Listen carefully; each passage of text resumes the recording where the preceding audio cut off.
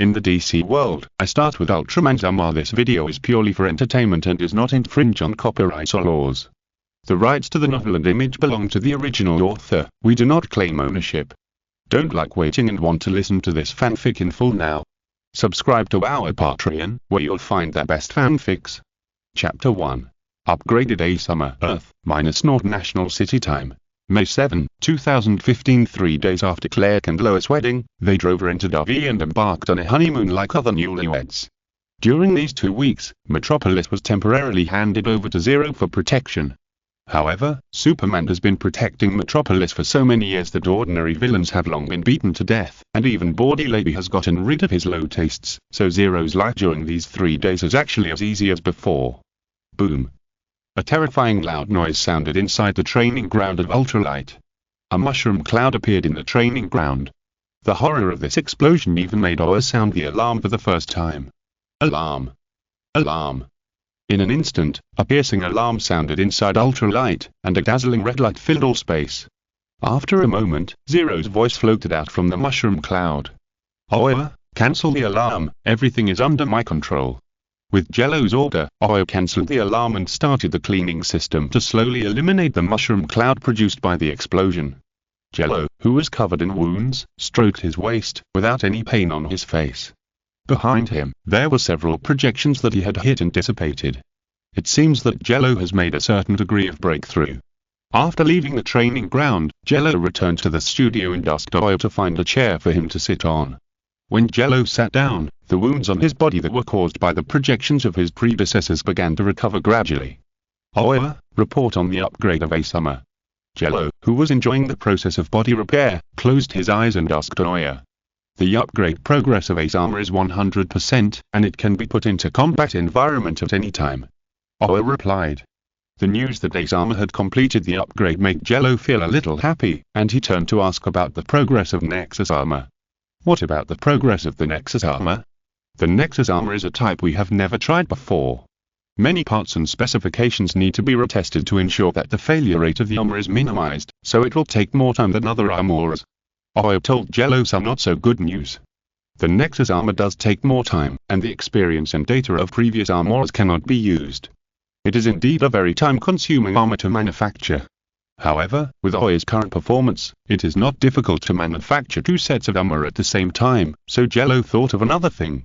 What if the guys on Earth 3 carry out large-scale poisoning, or turn innocent passers-by into monsters?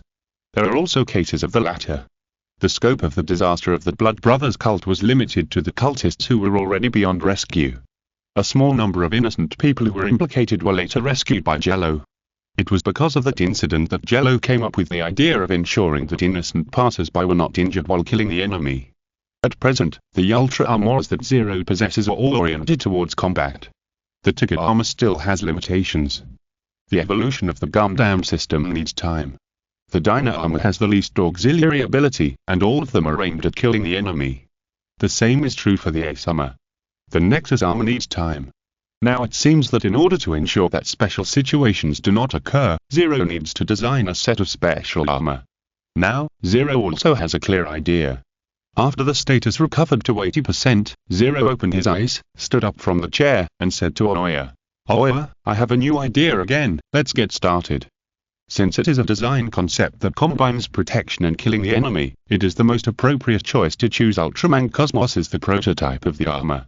Ultraman Cosmos, this predecessor is a legendary hero, and is also famous as the kind hero among Ultraman. But if there are evil people who think that Ultraman Cosmos is a saint who will tolerate any sin, then he will be in trouble, because when an extremely evil person appears in front of Cosmos, Cosmos will burn the enemy to ashes with the flames of the sun. However, Zero did not add the switching design of the 2 major forms of Lunar Goddess and Corona to the Cosmos armor, but directly started with the Eclipse that combines hardness and softness. The reason is to reduce the manufacturing time, so he started directly from the Eclipse form, and even the Cosmic Corona form was cut off by Zero, because Zero already has the Dyna armor Miracle type, and the Cosmic Corona and Miracle type have some conflicts. In the end, Zero only picked 2 forms, Eclipse and Future as a killer, to add to the Cosmos armor, and directly used the Eclipse as the basic form, while Future existed in a form similar to the Overlimit state. After determining the armor's variable form, Zero added the common technology of the rest of the Ultra armor to the Cosmos armor. The energy core also uses the 1.75 version manufactured after collecting more data. When the general framework design was completed and put into simulation testing, another problem was placed in front of Jello. The Gout armor directly based on the Eclipse form has extremely strong capabilities. Jello even added the Chromium energy in the database to the energy core, which makes the energy intensity of the Gout armor soar. This directly led to the Gout armor being scrapped in less than 1 minute of combat. This is a more serious problem than the first version of Taro's armor. A set has to be replaced every minute, and Jello can't stand this kind of consumption. In order to solve this problem, Jello added many particle capacitors to the Gout armor. These particle capacitors will not store energy, but will transmit excess energy to the capacitors through the internal transmission structure of the armor, reduce the pressure on the armor, and provide energy when giving the enemy a fatal blow. But the Eclipse form is already so loaded, similar to the future form of the overlimit state, the load will be even more terrible. Jello designed a set of special modules called Eclipse Ring near the energy core, which will form a circle of golden halo behind Jello when activated. With the addition of the Eclipse Ring, the load problem of the Gout armor was solved, and the Gout armor was put into production. After the Gout armor was put into production, Zero felt relieved, and at this time, Oi's voice suddenly sounded. Zero, the Justice League is looking for you. Justice League? Why? Zero asked in confusion. Because 2 minutes ago, a super beast appeared in Metropolis, causing the entire Metropolis to enter a low-temperature state. As he spoke, Oi showed the real-time satellite image of Metropolis sent by the Justice League. At this time, Metropolis has become an ice and snow paradise, and a super beast is still spraying freezing air wantonly. Ice Super Beast Ice Dragon. Recognizing which super beast it was at a glance, Zero immediately set off for Metropolis. Chapter 13. The Evil King's Plan. Earth North Metropolis Roar. On the street, the Ice Dragon was spewing snow and wind, and within a few minutes, several blocks were frozen. The Ice Dragon had 3 red eyes, which were extremely conspicuous even in the snow. There were many ice spikes on its body, and the most peculiar thing was the ring-shaped organ on the Ice Dragon's abdomen that could directly see the scenery behind the Ice Dragon. No one knew how powerful it was. If it were any other city, it would probably be in chaos by now, but this was Metropolis. The citizens of Metropolis had seen things more outrageous than the Ice Dragon. If the ice and snow of the Ice Dragon had not affected the imaging effect of the camera too much, I'm afraid someone would have taken a photo of the Ice Dragon by now. Swoosh! The next moment, a silver stream of light streaked across the sky and rushed straight into the Ice Dragon's territory. Ice Super Beast Ice Dragon, it seems to be another product of Earth 3. There must be a conspiracy behind such a clueless attack. Wearing ace armor, Zero was suspended in the air, and the thrusters behind him sprayed a faint blue light, forming a phantom field to block the wind and snow. According to common sense, there are usually controllers behind the super beasts, and it is difficult for Zero not to suspect. And since the target is the super beast, there is no need for Zero to hold back. Senior Ace. Let's go. Zero shouted softly, and his own energy and armor energy were simultaneously excited to the peak. The Gundam system was activated, and Ace's light body appeared behind Zero like a guardian spirit. As soon as Ace's light body appeared, it discovered the existence of Ice Super Beast, and then killed Ice Super Beast. At the same time, in the foothold of the enemy on Earth 3, Yabru saw Ace's light body appear, and a resentment appeared in his heart. Ace. Ace. Ace. Yabru only felt that there was a voice in his head shouting Ace all the time, and it couldn't stop at all. Fortunately, the Evil King was right beside Yabru, otherwise Yabru alone would not be able to defeat this powerful resentment. Yabru put his hand on his forehead as if he had survived a disaster, and cold sweat had already wet his back. What on earth is going on? Why is there such a strong resentment in my unit core? Yabru said in disbelief. The Emperor? That's impossible. If the Emperor wanted to kill him, he wouldn't have to use such means. If he wanted his life, he would just come and take it. Before, Yabru always believed that he could become stronger as long as he absorbed resentment, but today, Yabru fell on the resentment that he relied on most. The Evil King, who had just saved Yabru, asked Yabru, "Do you want to explain to me what's going on, Yabru?" "Maybe it's because I absorbed too much resentment." Yabru hurriedly perfunctorily passed it over. "Oh? Really?" The Evil King glanced at Yabru and asked, "But I believe this will not affect our plan." "No. Yabru said firmly. In order to welcome the Emperor's arrival, I will not make any mistakes. If you say so, it's the best. The evil king said with a sullen face. The plan has now undergone a major change. The magic box cannot be taken back. The wise king will use his life to open the gate of hell. What you have to do is to create a weapon that can delay the Emperor's isotope. If you can't do it, at the end of the words, Yabru felt a monstrous murderous aura coming towards him. Because of the huge change in the combat power of Zero, who holds the magic box, the combat strategy of Earth 3 has to be changed. Latron, Gutland, Bargone, and Legs, these beast demons are definitely not Zero's opponents, so in this situation, the wise king made a decision, that is, to open the gate of hell at the cost of his life, so that Zero and the army of Earth 3 can descend on Earth. But this process takes a long time, and someone needs to delay that time. If Earth 3 were to fight the Justice League and Titans directly, the chances of winning would be low. Unless there was unrest inside Earth North and the Justice League was led away, the chances of winning would still be high. I will complete the weapon, please rest assured, Lord Heavenly King. Yabru said repeatedly. It was clearly rumored that the evil king was the weakest of the 4 Heavenly Kings, but Yabru just felt that the evil king's momentum was as terrifying as that of an emperor. That's good. The evil king nodded, glanced at the battle between Zero and Ice Super Beast, and said casually, your Super Beast is going to lose, Yabru. Such data is not enough to support the development of weapons. Ice Super Beast's combat power was not outstanding among Super Beasts, not to mention that Zero also shook out the ace-like body, so it was normal for Ice Super Beast to be beaten unilaterally. Don't worry, Lord Heavenly King, what I lack the least is Super Beasts. Yabru said confidently, and then sent 2 more Super Beasts to fight Zero. The data generated by Ice Super Beast and Zero are collected by Yabru and slowly transmitted to a robot nearby. If the Titan team was here, they would definitely recognize that this was the Red Volcano. However, the Red Volcano has now been dismantled, and the core fragments of the Grumman concept have also been taken out and become part of Rugus's power enhancement. On the surface of the Red Volcano, there is also a layer of very disgusting cell groups. These cells are constantly wriggling as if they have vitality, which looks extremely disgusting. These cells divide very quickly and will swell up if they are not watched for a while. Fortunately, the 2 brothers Latron and Rugus are watching over them.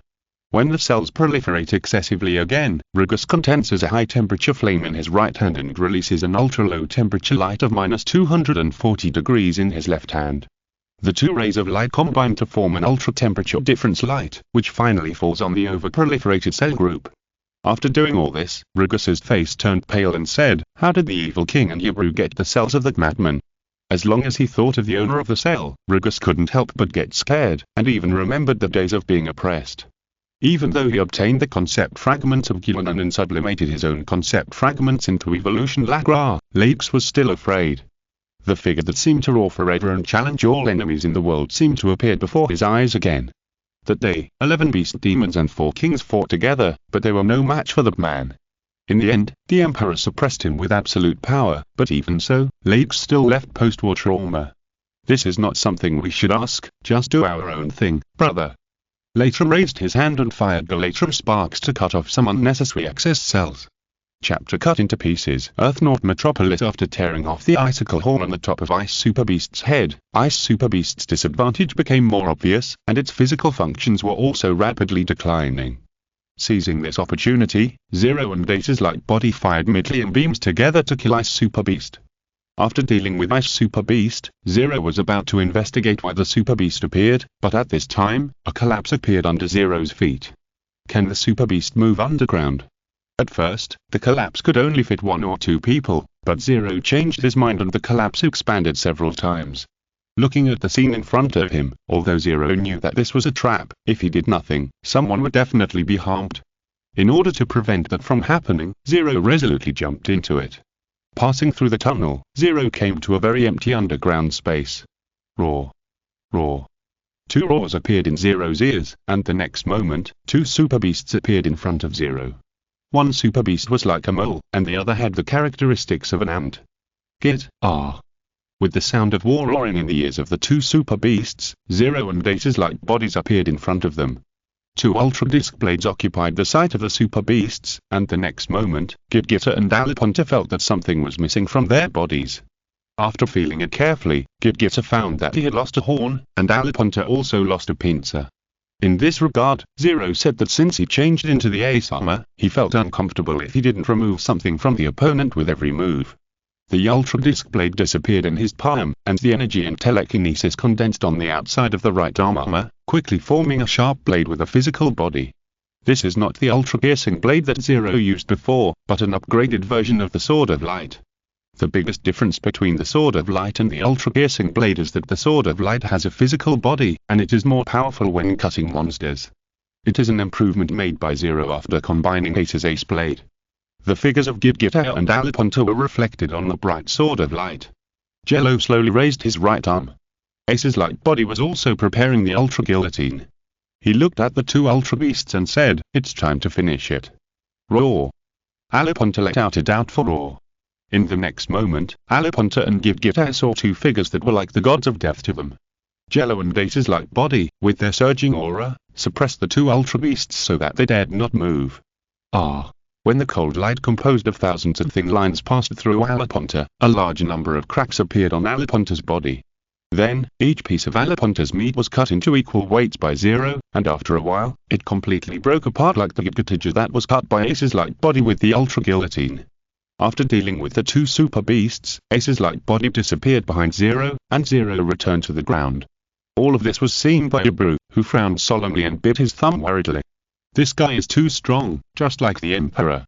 Ibru didn't dare to say the second half of the sentence, because he felt that Zero even had a chance to kill Zero. But with the evil king next to him, saying this was like seeking death.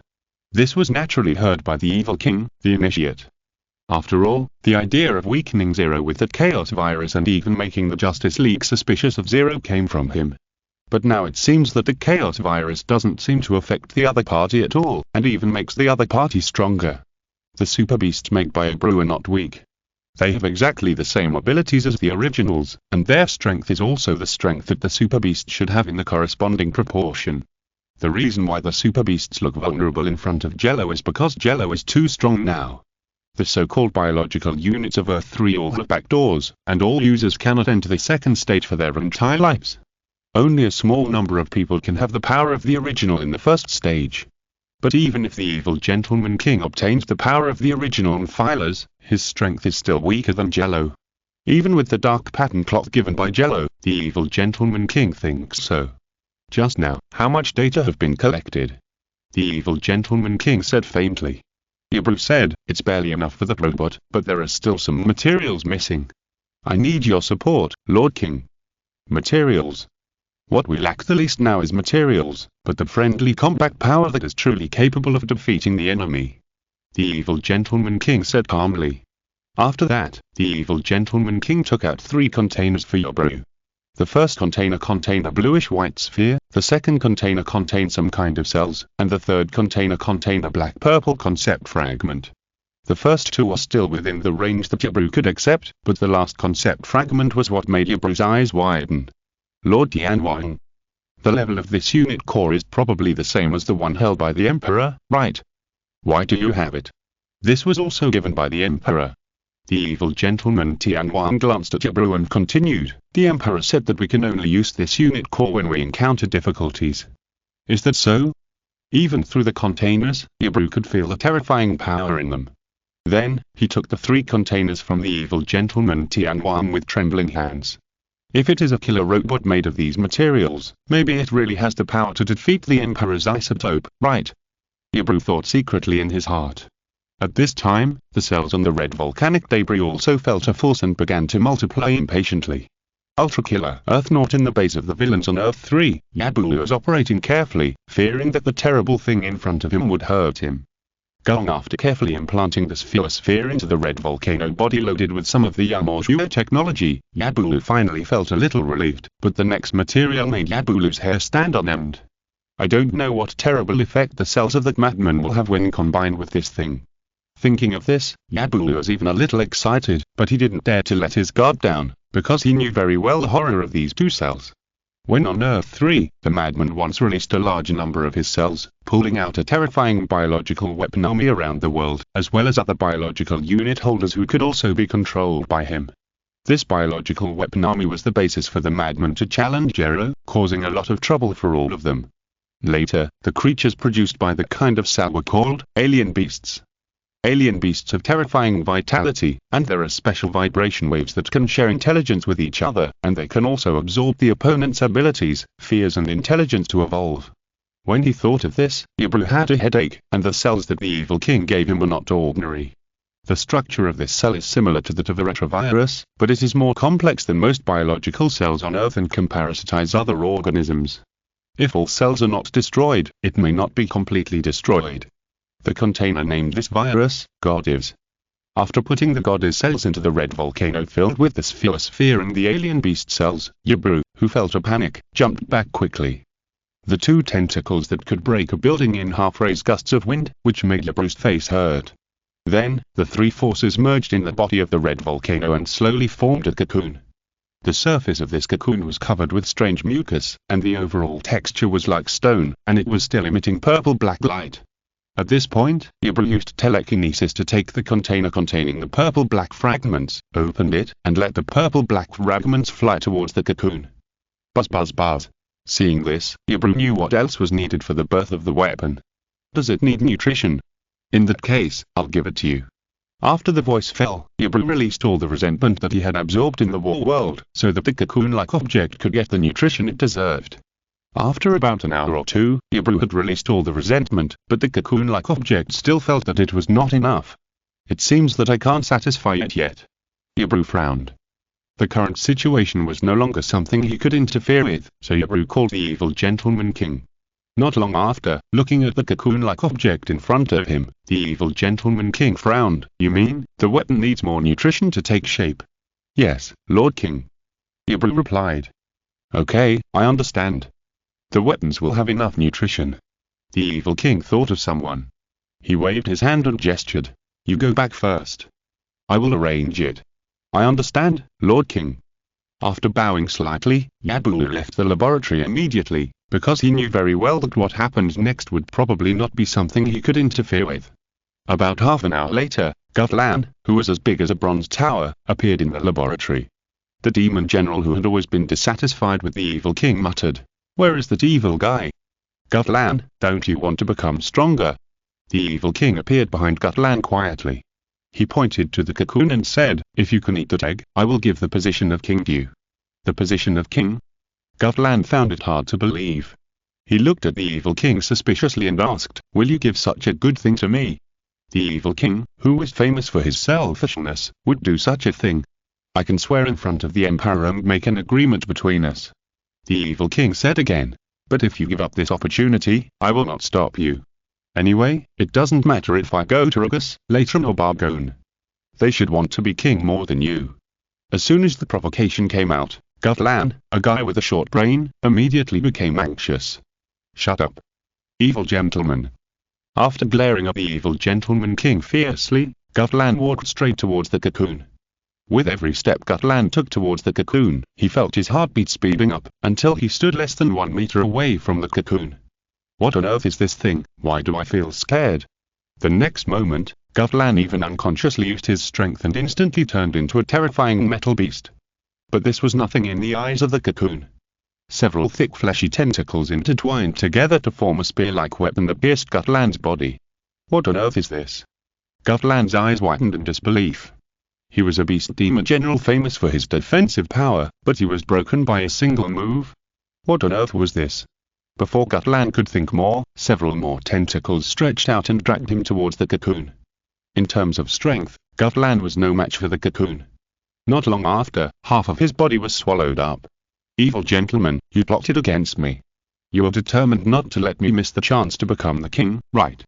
Before dying, Gutland roared at the evil gentleman. At this moment, endless resentment emerged from Gutland, but even these resentments were absorbed by the strange cocoon. Listening to the curses in his ears, the evil gentleman said that he didn't care, and even smiled on his face. "If you want to blame someone, blame yourself for being too arrogant, Gutland. Come find me in the next life." Thinking of Gutland's usual attitude towards him, the evil gentleman king couldn't help but want to get rid of him as soon as possible, and today, he finally seized this opportunity. 2 minutes later, Gutland's figure completely disappeared, and a biological unit fell to the ground. After swallowing Gutland, bursts of strong light appeared on the surface of the cocoon, and it became more and more dazzling. Later, even the evil gentleman king had to cover his eyes. Crack, crack. A series of shattering sounds rang in the ears of the evil king, and the strong light slowly dissipated. At this time, the evil king put down his hand that was blocking the light. Looking at the figure in front of him who was wearing armor, had sharp elbow knives on both hands, had 4 devil-like sharp horns on his head, and had a round purple timer on his chest, the evil king slowly said, "Since you were born to kill Ultraman, then you should be called Ultra Killer." Ultra Killer, Xinjiang Armor, Earth North National City Time. May 10, 2015. After resolving the attack of the Ultra Beast in Metropolis, Zero returned to Ultralight and continued to rush to make Gauss Armor, and completed the manufacture of Gauss Armor a few days later. However, the Nexus Armor, which was manufactured before Gauss Armor, was still slow.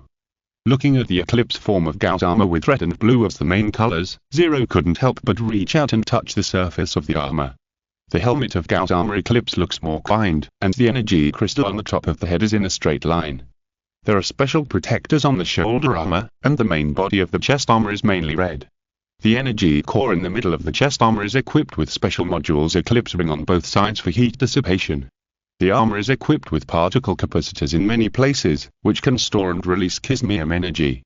After completing the armor, Zero activated the transformation program and turned Gauss Armor into a transformation device like a demon pestle. The name of this transformation device is called Sunday and Moon Together. After putting the Sunday and Moon in the broken watch, Jello was ready to go for the hellish training, but Oyo called Jello. "Jello, your friend Dick Grayson sent an email." As he spoke, Oyo opened an email for Jello. A video was compressed in the email. The video content was 2 figures fighting in the sky, and there were lightning interlaced from time to time, but the clarity was a bit low. There are many people who use lightning to fight in the DC universe, such as the Lightning Family, Zeus, and Black Thunder, while Shazam and Black Adam, who are characterized by the power of 6 gods, are the most well known to Jello. In connection with the fact that there is a sign of Philadelphia in the lower left corner of the video, Jello was sure that this is Shazam and Black Adam. Can Shazam beat Black Adam in his current situation? Jello frowned and tapped his index finger on his pants. As a powerful magician who also possesses the power of 6 gods, Black Adam may not be as powerful as Shazam, but Black Adam is more like a warrior than Shazam. When Billy Batson, who is only 13 years old, meets Black Adam, how can he possibly beat him? In the video, the figure with Shazam's characteristics is also constantly retreating, and the battle is very difficult. Until the end of the video, Shazam did not gain any advantage, and it can be said that he was unilaterally beaten by Black Adam. After watching the video, Zero's brows were a lot tighter. If it was in the original timeline, Black Adam escaped from the seal, which means that Earth 3 will take action soon. And Zero's most rational choice should be to directly destroy all the advanced soldiers of Earth 3, but he only knows an approximate location, and the other party's base camp is constantly changing its location, so it is difficult for Zero to catch them. As for Shazam's matter, Zero chose to call Nightwine. After all, the video was sent by him. "Zero, have you finished watching the video?" Nightwine in the Titan base asked Zero. "Well, I've finished watching it." Zero responded, and then said, "Is there any follow-up to this matter? Some citizens and satellites have taken pictures of the third figure. I'll send you the photos." Nightwine said, looking at the tablet in his hand that had just clicked send. After a while, Jello received a photo. The photo showed a black figure. He seemed to be in the same camp as Shazam. If that was all, it would not be surprising to Jello. Looking at the 2 red rays in the last photo, Jello recognized what skill it was at a glance. What is this? Thermal vision. The races in the universe that can fly, have thermal vision, and fight with Black Adam, who has the power of a god, can probably be counted on 2 hands, and 2 of them are on the verge of extinction. The strongest one among them has appeared on Earth. This overly concise and clear Kryptonian feature made Jello wonder which Kryptonian this was. But purebred Kryptonians have long been dead or imprisoned. The only purebred Kryptonians who can still jump around are Superman and Supergirl. In other words, the Kryptonian in the video is likely to be that guy. Interesting. Jello suddenly laughed. Unexpectedly, the guy who was beaten by him back then would actually fight for others. Thinking of B1's speech that year, which was a burst of chinyabu, Zero couldn't help but smile. You know, each set of Ultra Armor has a data collection system that can collect the actual situation on the battlefield. This also includes the voices of the enemy. Thinking of this, Zero took the initiative to say to Nightwine, leave this matter in Philadelphia to me. If the alliance doesn't go out, I'm the most suitable person to deal with those guys. Okay, then leave this matter to you. Titan will always be your backup. Nightwine replied. Understood, I'll hang up first. After replying, Zero hung up the phone and set off for Philadelphia. At this moment, Billy was sitting in a dark and damp alley, holding his dislocated arm, and said in pain and confusion, why did that guy want to deal with me? Damn it, and every time he beat me up like he was playing a trick on me, and then watched me leave. Opposite Billy, Kona, who seemed to have remembered something, said nothing. He silently healed Billy's dislocated hand, then patted Billy on the shoulder and comforted him. It's okay, Billy, we just need to win and come back next time. But Kona, you're injured this time too. Billy said weakly. It was the first time in such a long time that he hated his own power so much. If he didn't have this power, maybe the big black guy wouldn't come to him, and Kona wouldn't be injured, right? It's okay. Kona smiled, patted his chest, and said, you see, my self-healing ability is very strong, and the wound is almost healed. Hearing this, Billy took a look at the place where Kona was originally injured by Black Adam. Clearly not long ago, there was a big black hole there, but now it has been restored. Billy also wanted to know what was going on with Kona, but he didn't ask. Let's go home.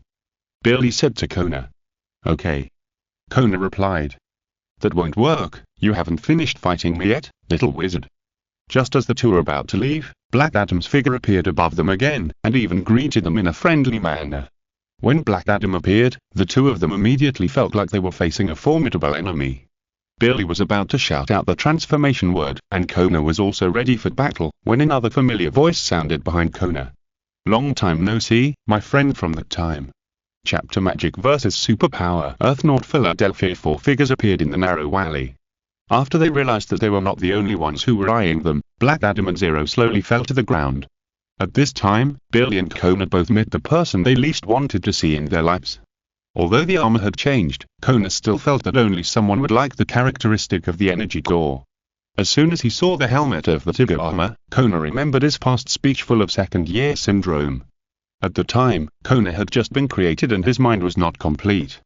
In addition, he was forced to mature, which caused his psychology to be somewhat distorted. Kona lived in that distorted day until he was beaten away by Zero. After being beaten away by Zero, Kona did not lose his memory, he just lost his power for a short period of time. During the time when he lost his power, Kona thought that it was one of the few warm moments in his short life. This short family life changed Kona, and made him help Billy's transformation of Shazam even though he knew he could not beat Black Adam. Kona and Billy stood back to back, alerting each other about their enemies. Little did they know that their enemies were also alerting each other. Black Adam looked at Zero wearing Tiger armor. In his era, even the demigod heroes favored by the gods might not have such exquisite armor. With the power of Atone, a warrior of this era, you are very strong. Black Adam's eyes swept over Kona and Billy and fell directly on Zero. In his eyes, Zero seemed as dazzling as the burning sun. This feeling reminded Black Adam of Atone, one of his 6 divine powers. Atone in ancient Egyptian mythology is a sun god, and in modern times, he is also considered to be a part of Ra. In Zero's eyes, who has opened his spiritual vision, Black Adam, who possesses 6 divine powers, is also extremely powerful, and his energy reaction is much more terrifying than a nuclear power plant. A magic warrior, you are also very strong. What are you going to do? A warrior of this era. Black Adam said straightforwardly. Beating around the bush is not his style. Hey. Jello pointed his finger and said, I have to protect them. Black Adam replied coldly, no, especially that boy, he is my enemy. I know about the wizard, Adam, this matter has nothing to do with him. Jello, as a time traveler, told the truth. As for being questioned afterwards, Jello had thought of a coping strategy for this point early on. Hearing this, a trace of doubt flashed in Black Adam's eyes, and then he said, he has inherited that power, so he must be prepared and take the responsibility he should take. If he can't defeat me, he will be killed by me. Black Adam's last syllable fell, and the murderous aura spread out. He was also a madman who committed murders in the past. How could he give up fighting just because others said a few words casually? Seeing this, Jello knew that this battle could not be avoided, so he said to Kona and Billy, you two, hide in a safe place first, I will take this battle for you. It seems that you want to help them deal with me. Black Adam's eyes condensed, and he became more vigilant knowing that Jello was powerful. In the palm of Black Adam's hand, several arcs of electricity were beating. Even if only one of them was enough, it would have the power to carbonize a heavy tank on the spot.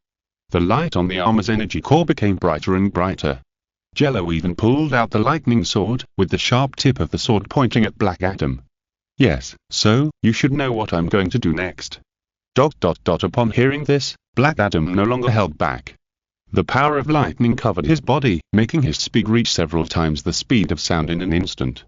Jello stepped on his feet, and with the anti-gravity flight ability, phantom flight system, telekinesis acceleration, and various acceleration abilities, his speed was definitely not slower than Black Adam's. Clang! In Billy's eyes, it seemed as if two lightning bolts appeared in the alley flat on the ground.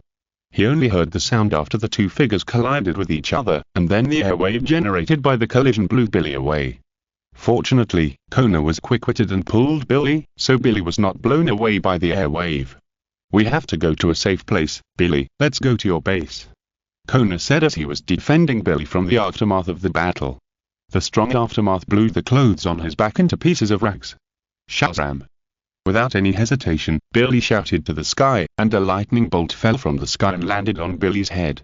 When the lightning dissipated, Billy and Kona's figures had disappeared from the spot. In the alley, Jello was using the lightning sword to fight Black Adam. In a few breaths, Jello and Black Adam had fought thousands of moves. Bang! In the last fight, Jello and Black Adam burst out with all their strength. The lightning sword and the divine power lightning collided, generating a powerful impact, causing Jello and Black Adam to retreat more than 10 meters respectively.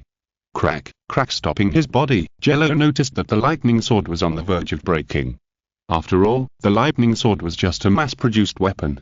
Jello used it to fight against Bashim, the son of the three palaces, but it was a big dwarf, not to mention fighting Black Adam. As Shazam's predecessor, Black Adam's strength is definitely not weak. When he is at his strongest, he can even fight with Superman for a long time. With his strength, it is normal for him to smash the God Lightning Sword. Black Adam's body is full of divine power. The lightning power dyes his pupils blue and white, and the black and gold cape behind him is rustling. It has been a long time since he met an opponent like Zero. Black Adam also seems very excited. There is a trace of excitement on his resolute face. I know your strength is more than this. If you're only this level, that kid will be killed by me. The power of magic is really giving me a headache. Zero moved his neck, and a flashing sword like a natural rock appeared in his hand. Since the opponent is a magical power that can turn decay into miracles, then use the superpower of miracles to fight. Dinah. The next moment, a beam of strong light exploded in front of Black Adam, and in the strong light, Zero quickly switched the Dinah armor shining type to the miracle type. The forehems of the miracle armor fluttered slightly in the wind. Feeling the overflowing telekinesis, Zero stretched out a hand towards Black Adam and snapped his fingers. Snap. Ultra magic. The next moment, two figures appeared from behind Zero, and three Zeros appeared in front of Black Adam at the same time. A trick. Black Adam curled his lips in disdain, and the lightning power around him was as strong as a thunderstorm, and then he attacked Zero at an extremely fast speed. If you're listening to this novel on a channel other than Fanfic World, it means they downloaded and uploaded it without effort. We cordially invite you to visit our channel, Mundo Fanfic Novel, as there you'll find the original version of this story and you can explore many other novels of various genres. We're waiting for you to immerse yourself in a world of incredible novels. Battle between mages in the alley of Philadelphia, Earth-Naut, Black Adam, like a human thunderstorm, was dealing with attacks from three directions at the same time. Three muffled sounds of bang, bang, bang sounded almost simultaneously. It was Black Adam who was resisting Zero's attack at an extremely fast speed. Black Adam's punches were as fast as lightning. After blocking all the attacks with his fists and feet, he then burst out with divine power and knocked Zero back. Sizzle, sizzle. After being knocked back by Black Adam's divine power lightning, several arcs of electricity that could not be dispersed for a long time appeared on the outer armor of the miracle armor, and the other two clones also looked a little blurry. It seemed that Black Adam saw that Zero was not performing well, so he pointed his finger to the sky and said, "Change to another place, you and I will both feel comfortable fighting." Okay. Just as Zero responded, Black Adam flew into the sky, and Zero followed closely, and his speed was slightly higher than Black Adam. Arriving above Black Adam, Zero's telekinesis formed a high-voltage electric ball in his palm, and under Zero's push, it was thrown towards Black Adam. "Give it back, you." The next moment, the telekinetic high-voltage electric ball fell on Black Adam, causing his body to be temporarily unstable, and Zero quickly followed the miracle roll and rushed towards Black Adam at a terrifying speed of more than 10 times the speed of sound. This process was too fast. Even if Black Adam reacted, he still lacked time to organize his strength to fight back. Bang! The blue light ball that Zero turned into fell on Black Adam. As the victim, Black Adam only felt his eyes go black, and then his fists joined together, turning into a heavy hammer, and smashed towards Zero in front of him like a huge mountain. Fortunately, Zero reacted quickly and forced himself to use Miracle Teleport to escape, so he was not hit by Black Adam's heavy punch. If the punch had hit him, this Miracle Dyna armor would probably be scrapped directly. Black Adam looked into the distance, and saw Zero, whose white light had not yet dissipated, staring at him in the air. This mysterious superpower really aroused Black Adam's interest. He hooked his finger at Jello and said provocatively, "I said the same thing just now. If it's just like this, you can't protect that little devil. Then let's see for ourselves." Just as Jello finished speaking, Black Adam, a powerful magician, felt that the elements around him reacted strangely. The wind element was roaring and the fire element was roaring. This was Black Adam's personal experience at this time. And the power to control natural elements? Black Adam just muttered, and the next second, a raging fire appeared on his body, and the strong wind turned into a pupa to wrap him up. Then, a large number of stones appeared out of thin air and double-sealed Black Adam. In this environment, Black Adam's wisdom from Zhuti began to play a role, helping him calculate the loopholes in Jello's power. Ah, what a wonderful power! Is this what they call superpower? Black Adam sighed as he gathered his divine power to form a thin thread like silk. Then he stretched out his hand and a thin blue-eyed thread broke the confinement formed by the three elements. Boom boom, a series of loud noises appeared in the sky. Black Adam, who had just broken the seal, did not relax his vigilance, because the area with a radius of 200 meters around him was full of high-speed rotating ice cones. The ability to control the four elements? Seeing this, Black Adam also used the endurance from Shushu and planned to directly resist these sharp ice cones. The next moment, countless ice cones went towards Black Adam, and each ice cone could penetrate the cruise ship. After all the ice cones were fired, Zero did not relax his vigilance. Because he knew very well that Black Adam would not be injured and defeated so easily. Perhaps only by stimulating his potential and becoming his original form, Ultraman Trigger, can he truly defeat Black Adam. No, that's not right. His current power is definitely more than that. Boom boom boom boom boom boom in unison, the roar of the heavy engine sounded from Zero's chest, and the power continued to surge. This power was fed back to the armor, covering the Dyna armor of Miracle with a layer of flowing light. Feeling that the other party had become stronger, Black Adam also became excited. It seems that you have finally become serious. Then, Black Adam and Zero collided with each other. At this time, even if Zero was wearing the Dyna armor of Miracle with weaker melee ability, he would not be weaker than Black Adam. Among Amon's power, Black Adam's arms were bulging with muscles. Even through the black tights, the blue veins like a dragon were still visible to the naked eye. Even the evil dragon in mythology that can wantonly destroy human civilization will be smashed to pieces by this punch. Die. Black Adam roared. Yeah. Perhaps he was also inspired by his competitive spirit. The sword of light condensed on Zero's arms. The sword of light that existed in reality was shining coldly. Sword of light broken mist beheading. The next moment, Jello combined the sword skills created by many predecessors, and all his strength condensed into a point, turning into a blue-eyed light as thick as a pencil core, and collided with Black Adam, who was like a human thunderstorm. Surprisingly, the collision between the two did not produce any aftermath, because the two powerful men could fully control their strength, ensuring that most of the strength was poured on the enemy, thereby reducing the damage to the surroundings. Above the sky, the confrontation between light and thunder continued for a while, and about a minute later, the light and thunder disappeared in the sky. Although a long time had passed, Black Adam could still feel the terrifying power lingering on him. The next moment, a lot of blood burst out of Black Adam's body, and the arms that directly contacted the sword of light broken mist beheading were particularly seriously injured, but this was still not fatal to Black Adam. And Black Adam's opponent Jello, his armor was slowly cracking, and it could even be said that it was erased by Black Adam's divine lightning. After breaking Jello's armor, Black Adam was not proud, because he knew that armor was the thing that Jello lacked the least. So, Black Adam chose to be calm. I lost this battle, but I will not give up revenge. You will never understand the pain that wizard brought me. See you later, powerful warrior. After finishing his words, Black Adam flew away, leaving Jello alone in the air. Looking at the place where Black Adam disappeared, Jello turned to think of another thing. I don't know where those two guys are hiding. When Jello was looking for Coma and Billy, the largest bank in a city in the Lighthouse country that lacked superhero protection was attacked by robbers. And Captain Atom of the JLA rushed here. Perhaps the top leaders of the Lighthouse country felt that the JLA needed to start with small things, so the JLA recently received a lot of very routine tasks, but their exposure was very unusual. After getting rid of all the robbers, Captain Atom set out on his way home, but a figure stopped him. Looking at the figure that was mainly grey and black, and was very similar to the superhero in National City, Captain Atom couldn't help but call out the other party's name. Ultraman? What are you doing here? Don't call me by that name, my name is Ultra Killer. The terror of the Auto Killer Earthnaut. When Ultra Killer appeared in front of Captain Atom felt the greatest threat in his life. Captain Atom's physiological structure is different from that of ordinary people. In addition to the alien metal on his body is full of terrifying energy. Once this energy leaks, it can easily cause a nuclear explosion covering the entire west coast of the Lighthouse country. In Captain Atom's field of vision, Ultra Killer in front of him is full of a strange radiation energy. This radiation energy is purple and black, and is extremely aggressive.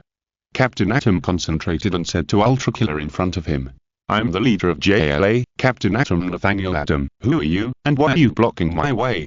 I am Ultra Killer. And you will die. Ultra Killer replied again. This baby who was born less than a few days ago moved his arms, and the dark grey arm blades jumped in front of Captain Atom. The sharp blades constantly touched Captain Atom's heartstrings. Strange, why didn't the military and the White House find him? Could it be that the backstage was invaded? No, I have to hold on until the rest of the JLA arrives. Although even if all the JLA members were added together, they would all be defeated by Ultra Killer, but Captain Atom could be said to have made a very correct choice, delaying time. And Captain Atom's guess was not wrong. The evil king and Yebro of Earth 3 had already calculated Captain Atom's route of action and isolated this space, making it impossible for the outside world to see the situation here. In the outside world, people related to the Lighthouse country also fell into panic because of Captain Atom's disappearance. When Captain Atom was useful, he was a superhero of the Lighthouse country, and when Captain Atom was useless, he was the most unsafe bomb in the Lighthouse country. You want me to die? Are you a test subject of a terrorist organization, or the creation of a crazy scientist? Captain Atom hit the nail on the head without realizing it, but this could not affect Ultra Killer's thinking. As a top-level combat weapon that combines the sphere, the alien beast cell, the goddess cell, the life resentment, the Ultra Dark Killer concept fragments, and the combat data of Zero, the Ultra Killer has an unimaginable terrifying combat power, and retains a strong killing intention against all the justice parties. You must die in my hands. The Ultra Killer's black and red eyes looked at Captain Atom. As soon as the voice fell, the Ultra Killer raised his right hand, and a large amount of dark energy was released, forming countless hound-like creatures, and ordered them all to fly towards Captain Atom. What is this? Looking at the unscientific thing in front of him, Captain Atom felt a headache.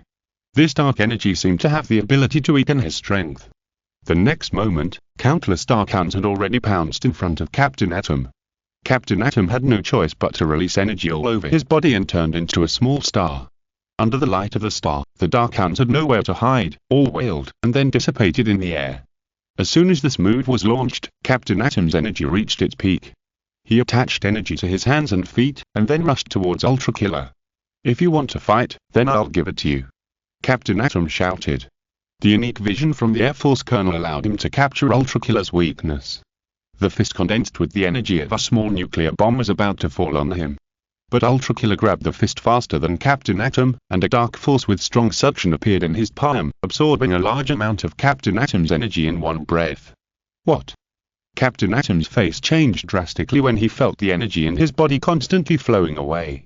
He pulled back his fist suddenly, and then opened his hands, and countless atomic energy light bullets shot towards Ultra Killer. Boom, boom, boom, boom. The sky suddenly sounded like thousands of firecrackers, which lasted for 5 or 6 minutes before slowly stopping. Is it solved? Captain Atom looked at the smoke in front of him and asked in confusion. Captain Atom's atomic energy can form a unique force field quantum field. In this quantum field, Captain Atom can feel the enemy's every move and the enemy's vital signs. Of course, this is just the initial development of the quantum field. Captain Atom himself does not know what his potential is. Ultra Killer, who was like a ghost, appeared behind Captain Atom with the same battle cry as Jello.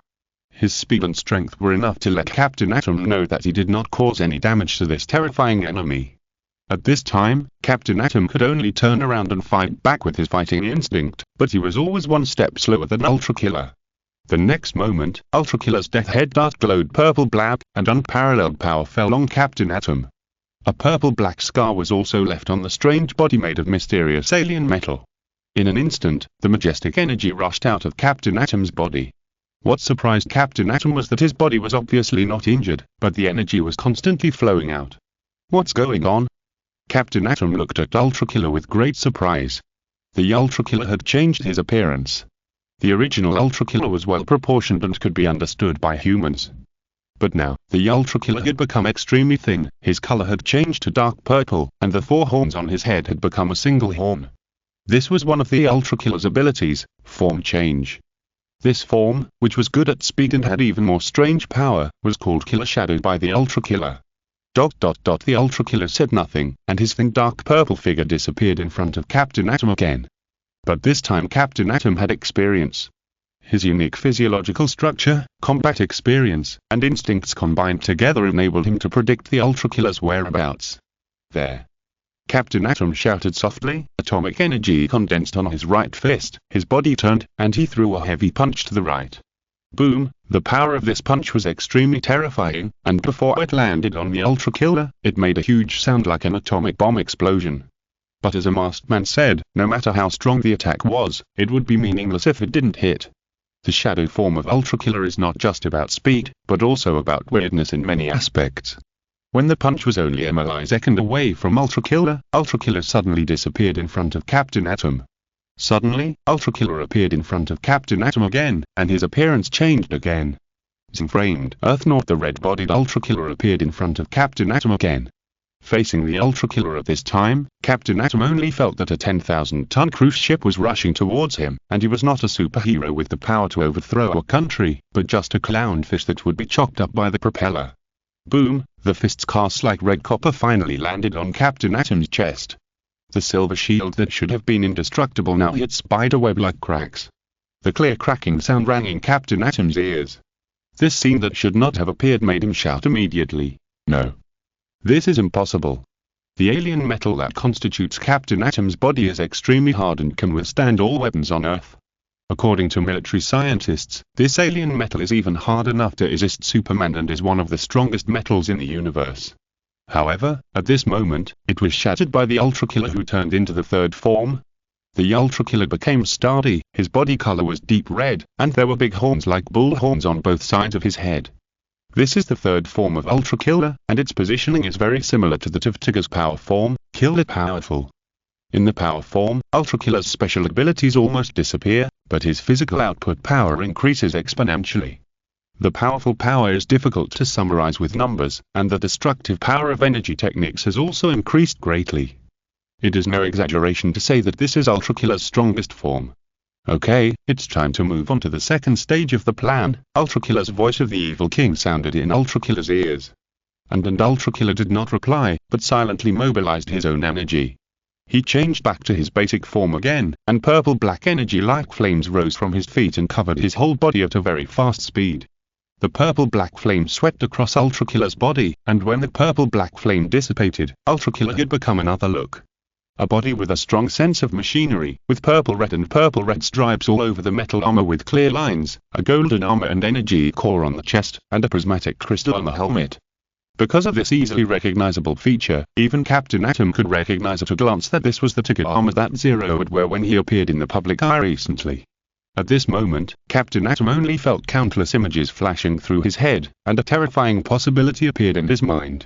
However, Ultra Killer would not give him this opportunity. Changing into someone else's appearance would not have any effect on Ultra Killer's combat effectiveness. He quickly flashed in front of Captain Atom and punched down like a rainstorm, beating Captain Atom so hard that he could not fight back. In a few seconds, Ultra Killer punched Captain Atom thousands of times.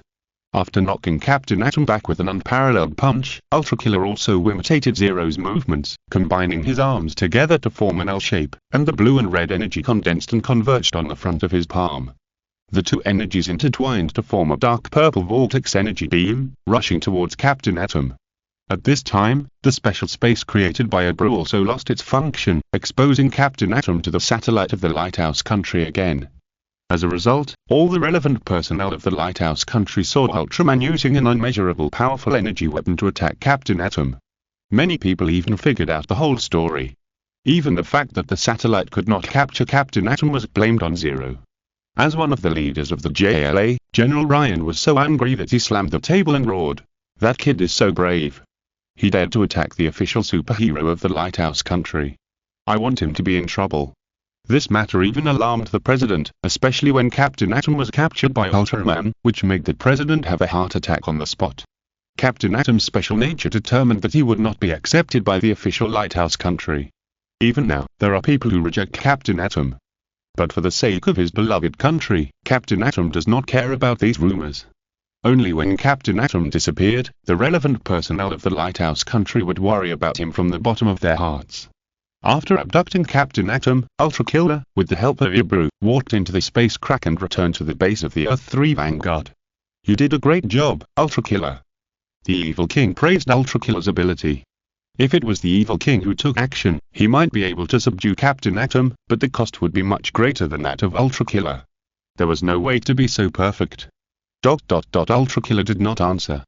In order to control Ultra Killer and ensure that he would not lose control, Abru greatly weakened Ultra Killer's thinking ability without destroying Ultra Killer's combat intelligence, so that he would not have second thoughts and ensure that he could be used by them. Looking at Captain Atom brought back by Ultra Killer, Abru, who was standing next to the Evil King, could not wait to say, "We can enter the next stage of the plan. Come on, Ultra Killer, put this on." As he spoke, Abru took out a large helmet with a strange shape. Ultra Killer did not hesitate and put on the helmet as quickly as possible. As soon as he put on the helmet, countless pictures flashed before Ultra Killer's eyes. These pictures included Superman, Wonder Woman, Batman, Flash, Green Lantern, Aquaman, and even Cyborg, who had just appeared. The battle data of the Justice League was forcibly poured into Ultra Killer's brain. After a while, Ultra Killer took off his helmet himself. He looked at the Evil King and Abru and said without emotion, "I have obtained all the battle data of the Justice League, and we can carry out the next task.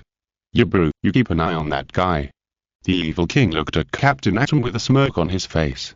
Abru also understood and walked behind Captain Atom.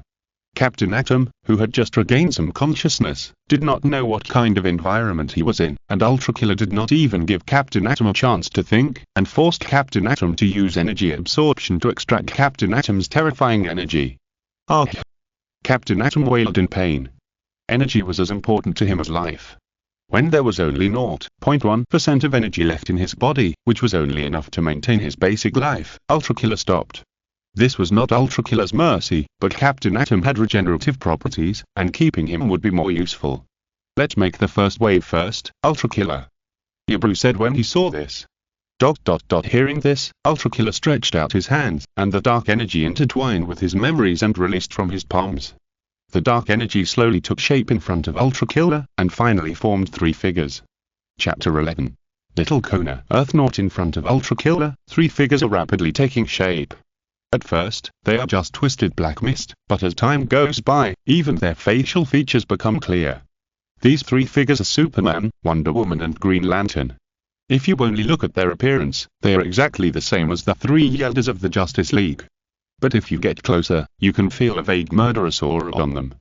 Maybe it is because he knows that Batman is essentially just a mortal, and choosing to create a puppet will not reach the level of the original, so Ultra Killer did not choose to create Batman's dark evil body. Dark Evil Body, Ultra Killer releases his unique killer plasma to create a Dark Warrior. This skill can be said to be very powerful, because Ultra Killer only needs to correspond to the memory of the character to create a Dark Evil Body.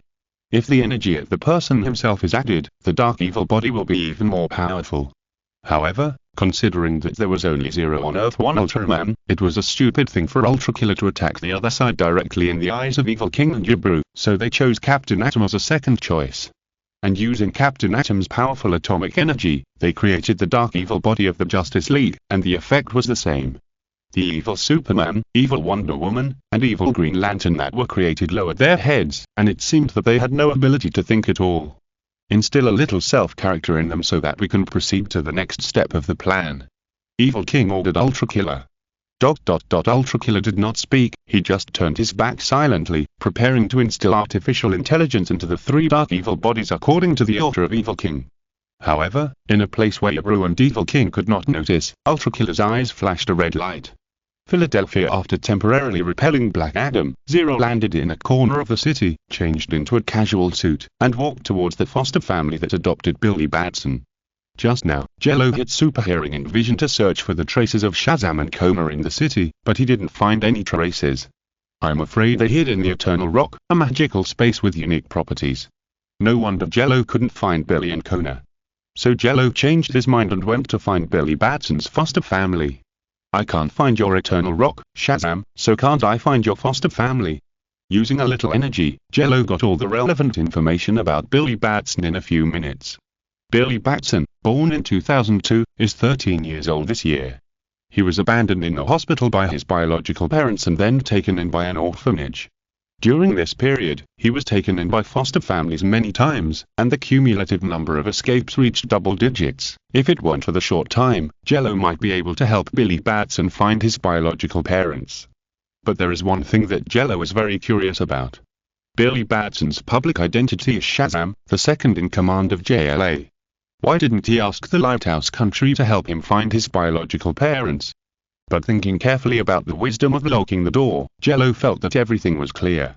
Before going to Billy Batson's foster home, Jello bought some daily necessities and children's toys, and went to the Asian supermarket to buy dozens of exercise books, ready to give these children a complete childhood. It didn't take long for Jello to arrive at the door of a certain house with a lot of things, and a lot of gifts were placed behind him. Ding dong. Jello rang the doorbell, and a long doorbell sounded. Not long after, a bearded man opened the door. He didn't see Jello's face clearly, so he said, "Billy, Kona, you, wait, who are you?" The bearded man Victor looked at Jello with a puzzled face. "I'm Kona's uncle, I'm here to find him," Jello said sincerely. Jello was right in saying this. Kona was indeed his eldest nephew. As for the second nephew, his good brother and sister-in-law are still working hard at this time. Hearing this, Victor immediately thought of the scene when Kona was discovered by them. At the time, Kona fell in their backyard like a flaming meteor, and all his clothes were burned. The situation looked very bad. But within a few hours, Kona became lively and energetic. Although the children didn't care, and even shouted happily that Kona was Superman, and played Superman games with Kona, Victor and his wife Rosa saw it all. However, as time went by, Victor and Rosa also regarded Kona as one of their children. After all, they were also orphans, and they had a natural liking for Kona, a fatherless and motherless child. Even if Kona's origins were unknown, so what? As long as he was their child for one day, they would protect Kona for one day. So Jello, the uncle of unknown origin, appeared in front of Victor. Victor's first reaction was to be alert. After all, if Jello was really competent as an uncle, why would he let Kona become like that? Victor, who didn't know that Jello was the one who seriously injured Kona, lowered his voice and said, "Kona is very happy living here with us. You can leave now. Take your things and leave here together." Looking at Victor, who was very protective of his child, Jello smiled and replied, "In fact, Kona's parents and I don't want to go this far. I thank you for your efforts on behalf of Kona's parents. As for whether to stay or go, I will let Kona make the decision. Before getting the answer, I want to see Kona first. But we don't know where Kona went." Hearing this, Victor was not so worried about Jello, and while making way, he said to Jello, "If you don't mind, come in and sit down first." "Okay." Jello nodded and walked into the house with his gift. While Jello and Victor were talking, Freddy, who had the best relationship with Billy Batson, heard the conversation between Jello and Victor. Is that Kona's uncle? Could he also be a superhero with superpowers? Could he be the Green Lantern in the Justice League? No, I have to inform Billy and Kona as soon as possible. Freddy, who only guessed half of it, hurried back to the room, found the badge Billy gave him, held it in his palm, and said to himself, "Billy, Kona, come back soon. There is a man who claims to be Uncle Kona coming to our house." After repeating it several times, Freddy put down the badge, and Billy and Kona, who were hiding from Black Adam in the Rock of Eternity, also received the message. Kona, Earth not Eternal Rock. Before Billy Batson was chosen as the new Shazam, this place had always been the base of Old Shazam. A long time ago, Old Shazam and several other wizards formed the Eternal Council to guard world peace together. This included the trial of Pandora, but as time passed, the members of the Eternal Council kept passing away, and in the end only Old Shazam was left. In order to ensure that the responsibility of protecting the world continued, Old Shazam chose Billy Batson as the new guardian. However, Billy is still in his developmental period, and his immature thoughts greatly limit the use of his power. Otherwise, Billy would not have been beaten so miserably by Black Adam, and it can even be said that he was beaten unilaterally. After Billy received Freddy's message, Billy also looked at Kona as soon as possible and said, "Kona, Freddy said that a male model who claimed to be your uncle came to your house to find you." "Uncle? Male model?" Kona didn't react for a while, and he thought about it and guessed that Jello had found his home. Upon hearing this news, Kona immediately thought of other information. If he could find this place too? Wouldn't that prove that Lex Luthor could find this place too? Thinking of this, Kona immediately frowned. Could it be that this short peaceful life was about to be broken? Or was it all arranged by Lex Luthor? Suddenly, Kona's mood sank.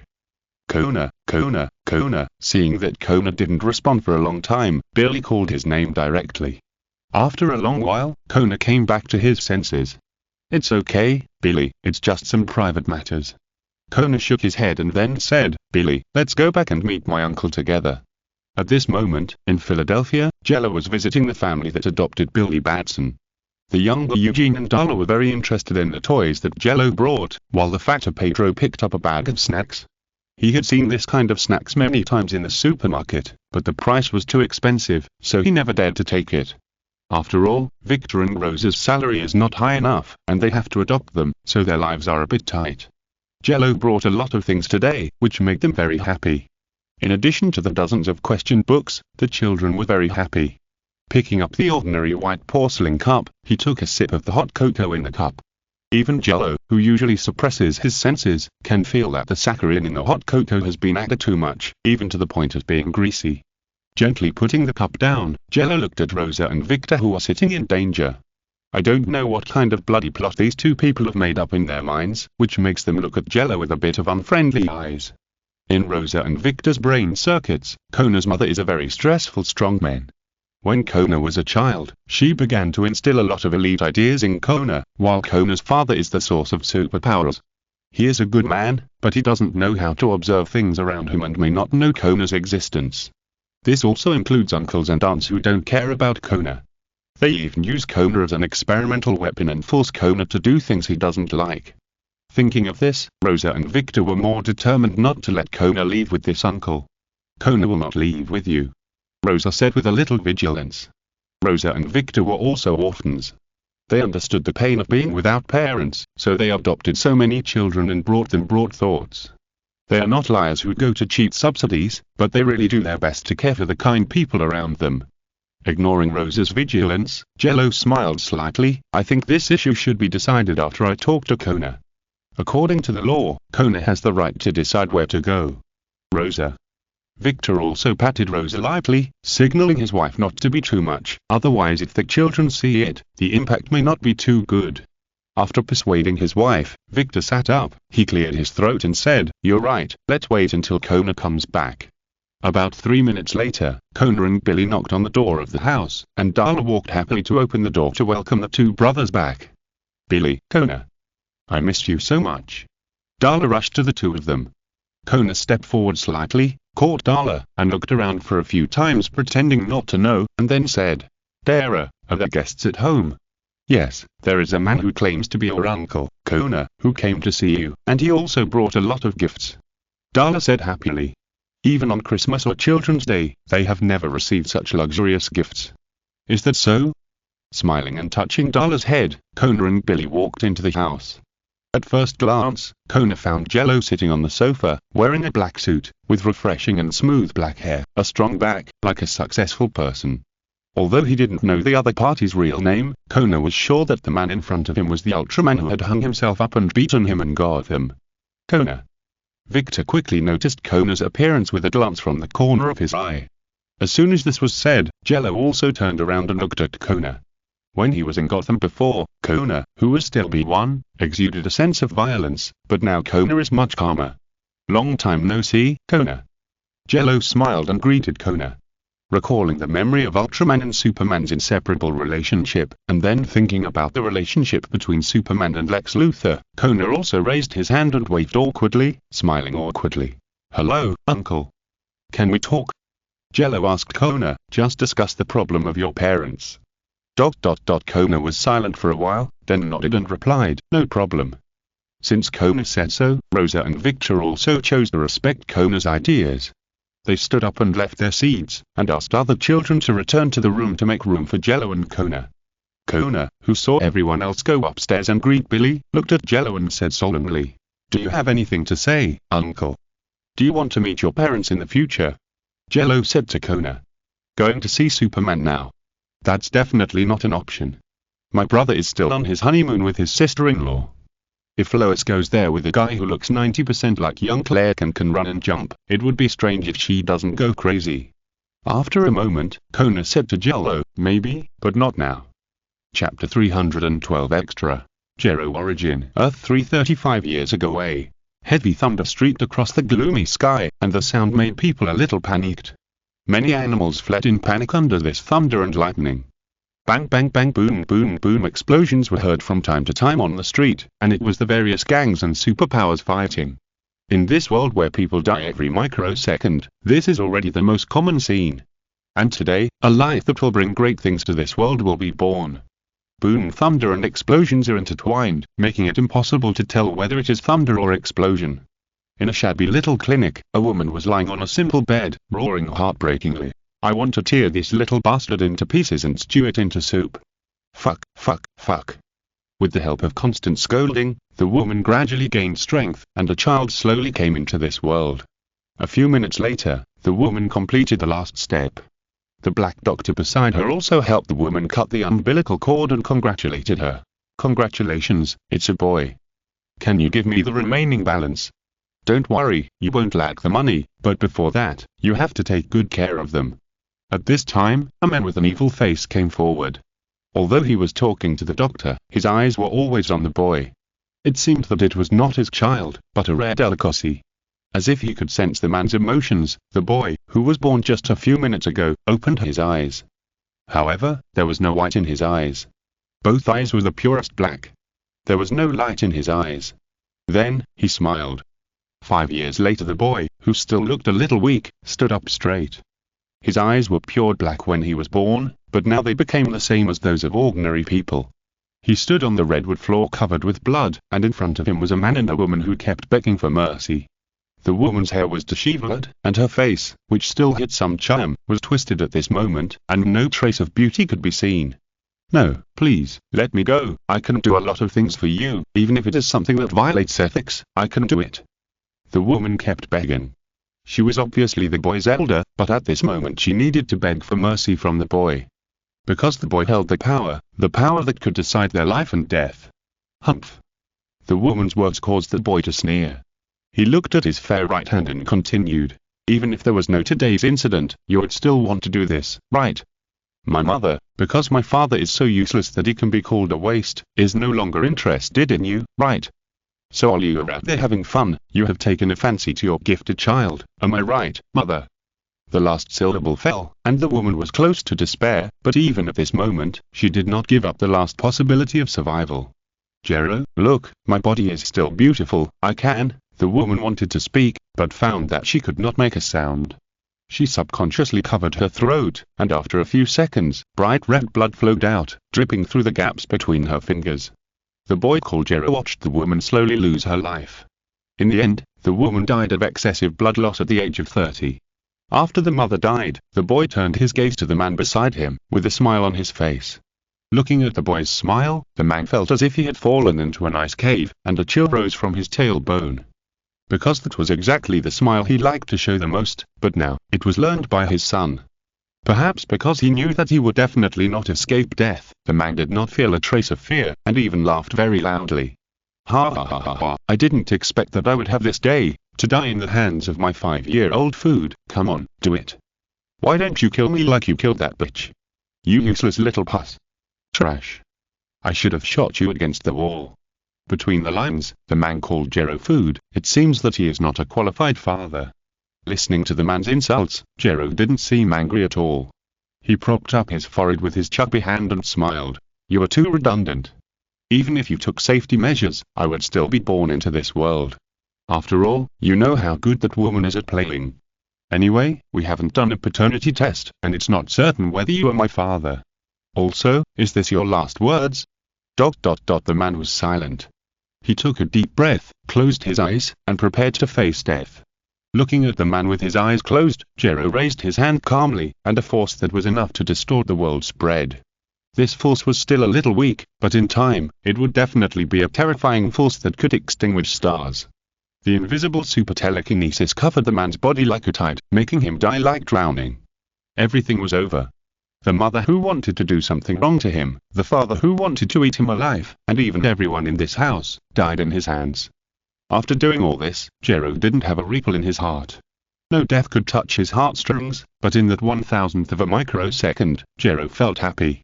At that moment, Jello felt that his whole body was sublimated.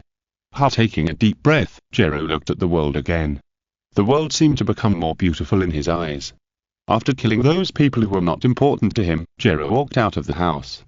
As people came and went, he stretched out his right hand.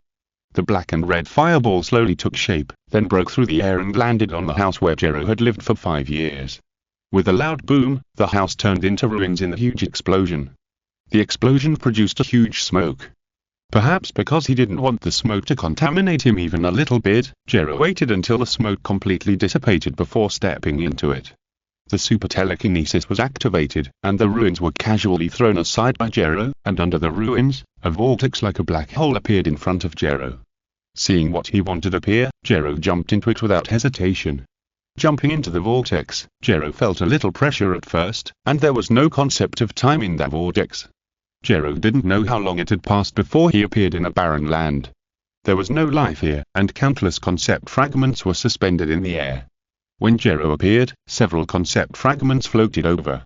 Holding the 5 fragments that gave him the strongest feeling, Jello smiled. The fever is gone, but the original idea is a little unclear, so I'll write a Jello chapter to sort it out. Chapter 313 Extra. Jello Emperor. Earth 3. As time goes by, Earth 3 gradually ushered in a period of superpowers. The addition of superpowers made Earth 3, which was already extremely chaotic, even worse.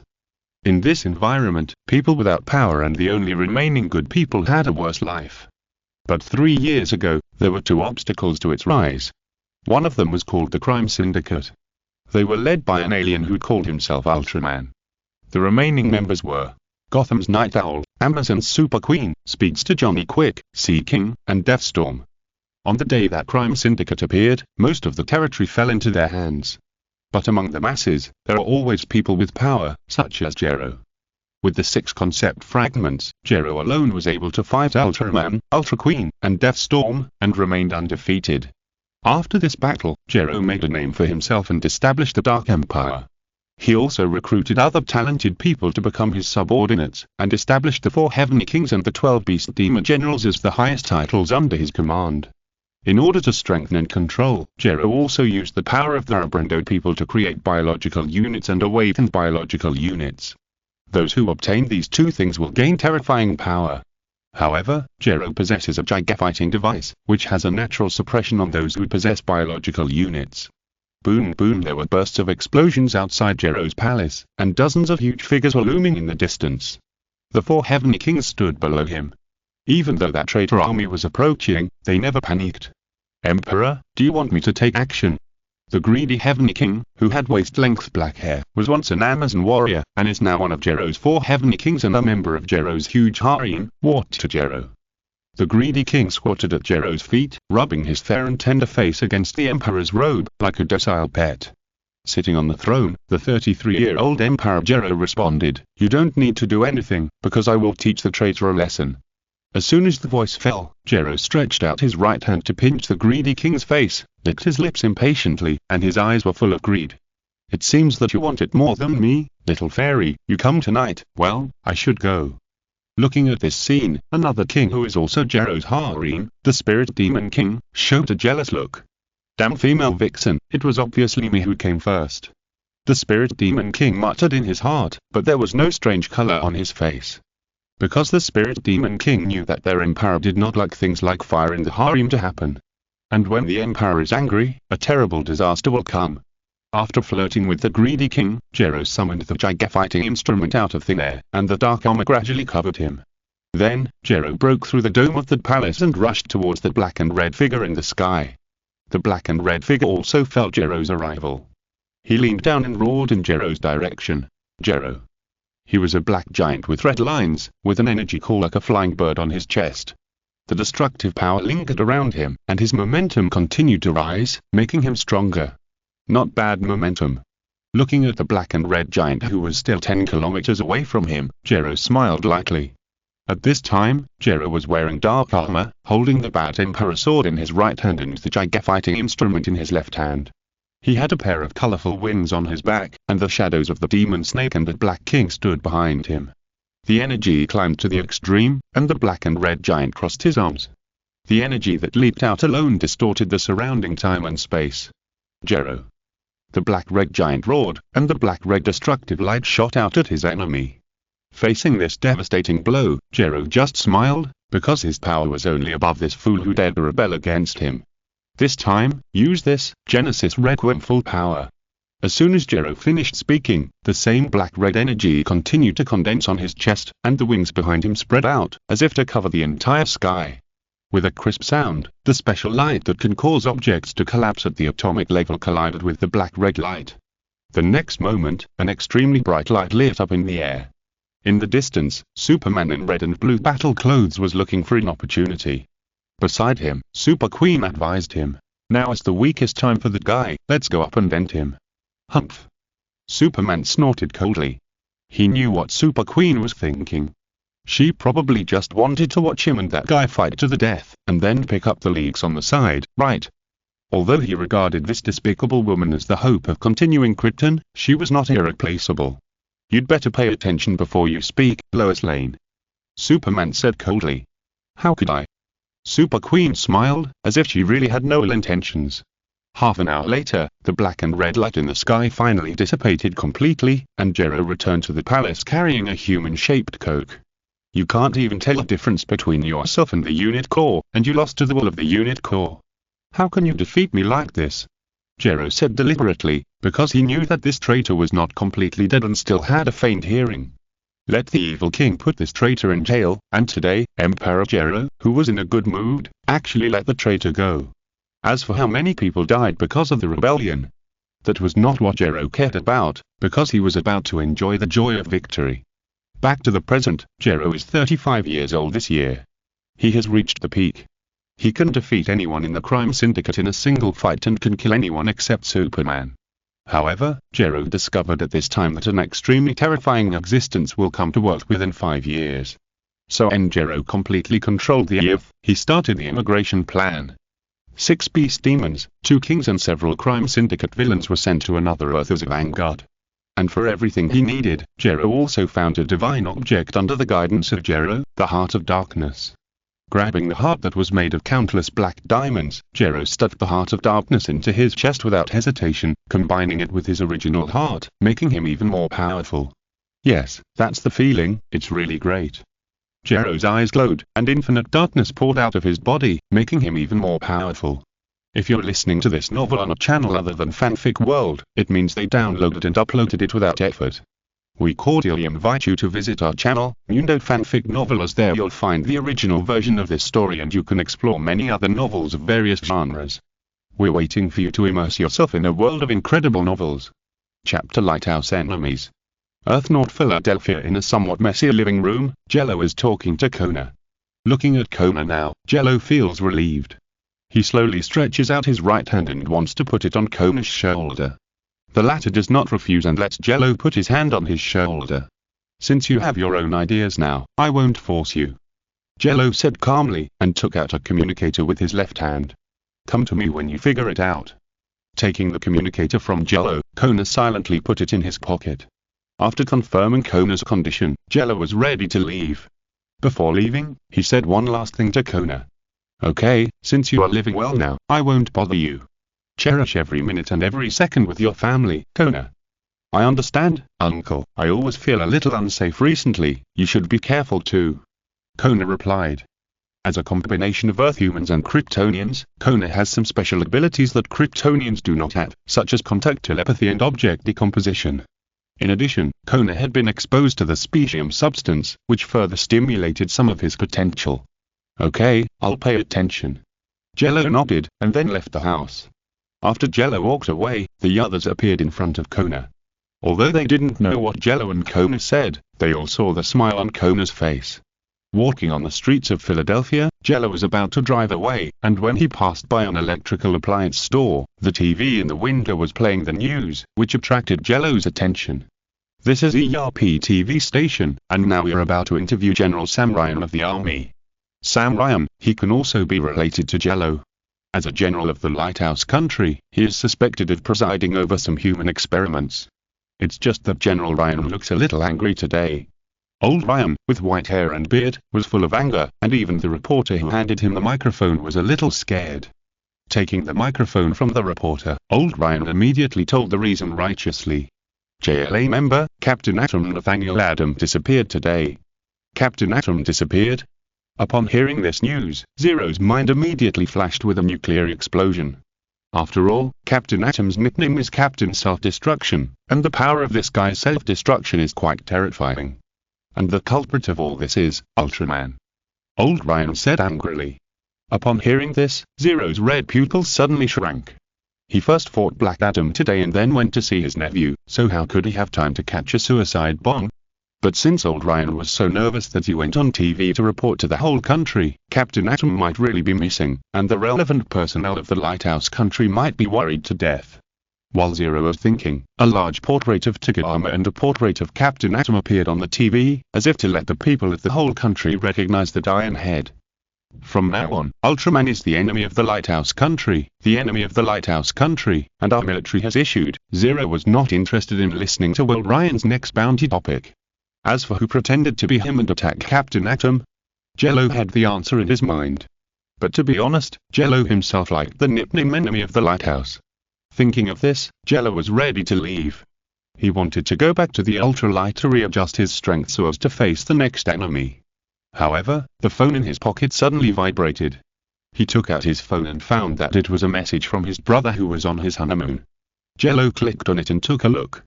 I know all those things. The Alliance and Titan both choose to believe you. I also left your gift for you. It is arrived at your apartment now. It was not much, but it was very important. Keeping his brother's words in mind, Jello chose to return to his apartment in National City. On the sofa in the living room, a silver box lay quietly. Jello went up to pick up the box and looked at it closely. It seems to be an arm in it. Wait, this familiar feeling, could it be? As soon as he saw the things in the box, Jello guessed what was in it. Holding the box tightly, Zero smiled slightly and asked Oyo to teleport him back to Ultralight. Zero already had a plan for how to deal with the enemies on Earth 3, and now he just needed to implement it. Inside Ultralight, Zero walked to the Nexus armor cabin that was being manufactured. Up to now, the progress of the Nexus armor was still slow. But Zero's enemies would not wait for the Nexus armor to be completed. Oya, give me the Zero armor. Zero ordered on Oya. Are you sure? Oya tried. The design flaw of the Zero armor is too big. If you use it, it will cause great damage to your life, even if you already have the body of Ultraman. Zero armor, Zero's first set of armor in theory, is extremely powerful, but it is not driven by various particle energies, but by life and soul. It is a terrifying armor that devours life and soul. The stronger the life and soul of the wearer, the more terrible the output of the armor. And how terrible will the output of the armor be?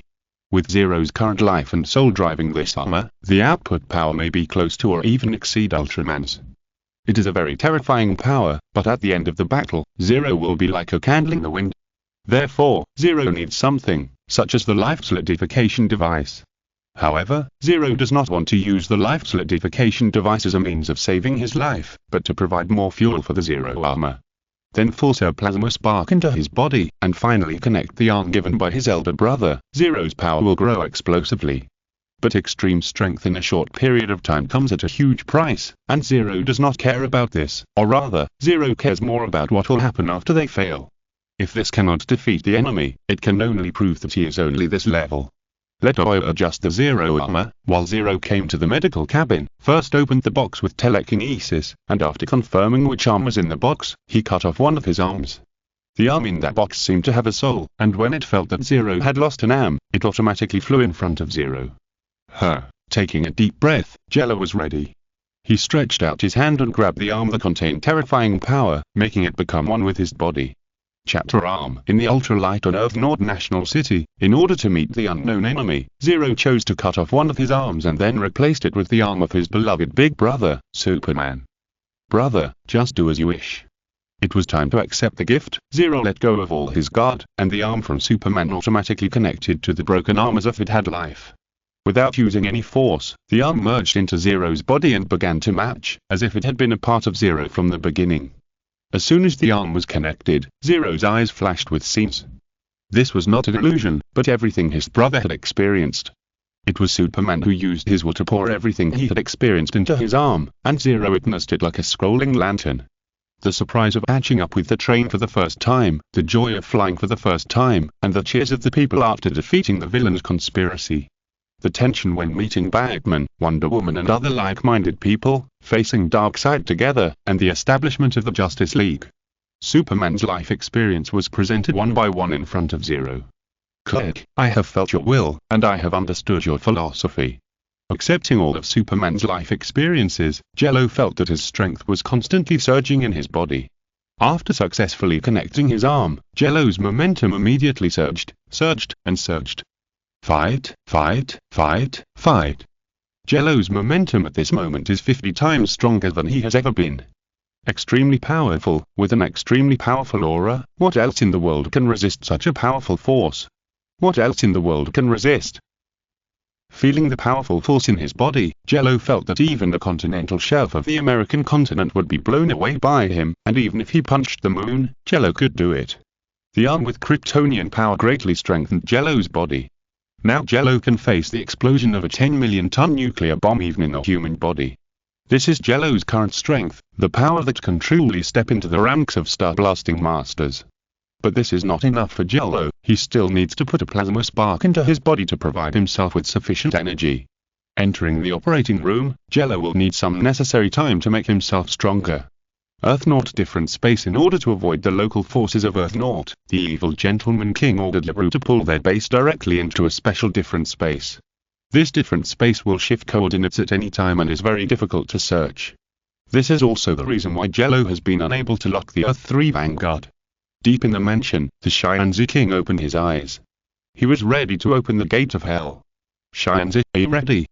The evil gentleman king appeared beside the Scienzi king at the fastest speed. Looking at his old friend who was about to die, the evil gentleman king still felt a little reluctant. Ready, how about you? The Scienzi king, who could no longer feel part of his body, asked back. The puppet is ready. Before you completely open the gate of hell, we will fight to the death to buy time.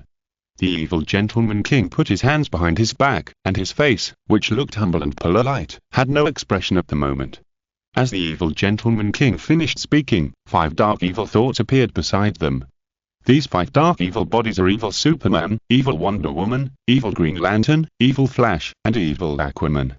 5 of the 7 elders of the Justice League have been created into dark evil bodies.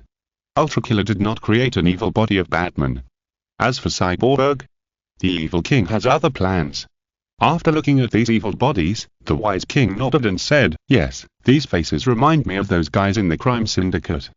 Perhaps because he was unhappy with the guys in the crime syndicate, the wise king did not have a very good attitude towards these evil bodies. They are just cannon fodder, you don't have to care about them. The evil king said casually. Okay, let's start, evil king, let me sacrifice my life to welcome our emperor.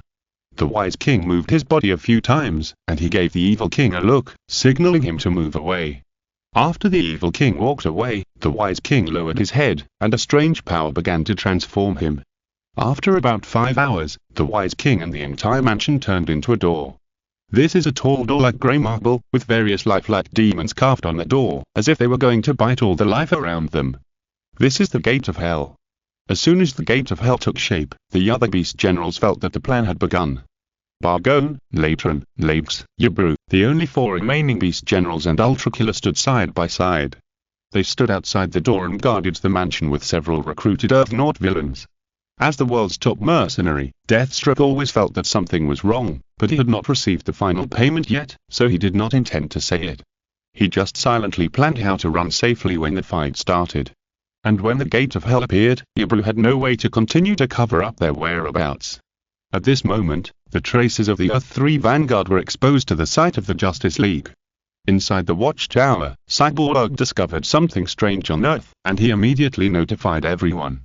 Please all members of the Justice League come to the command room quickly.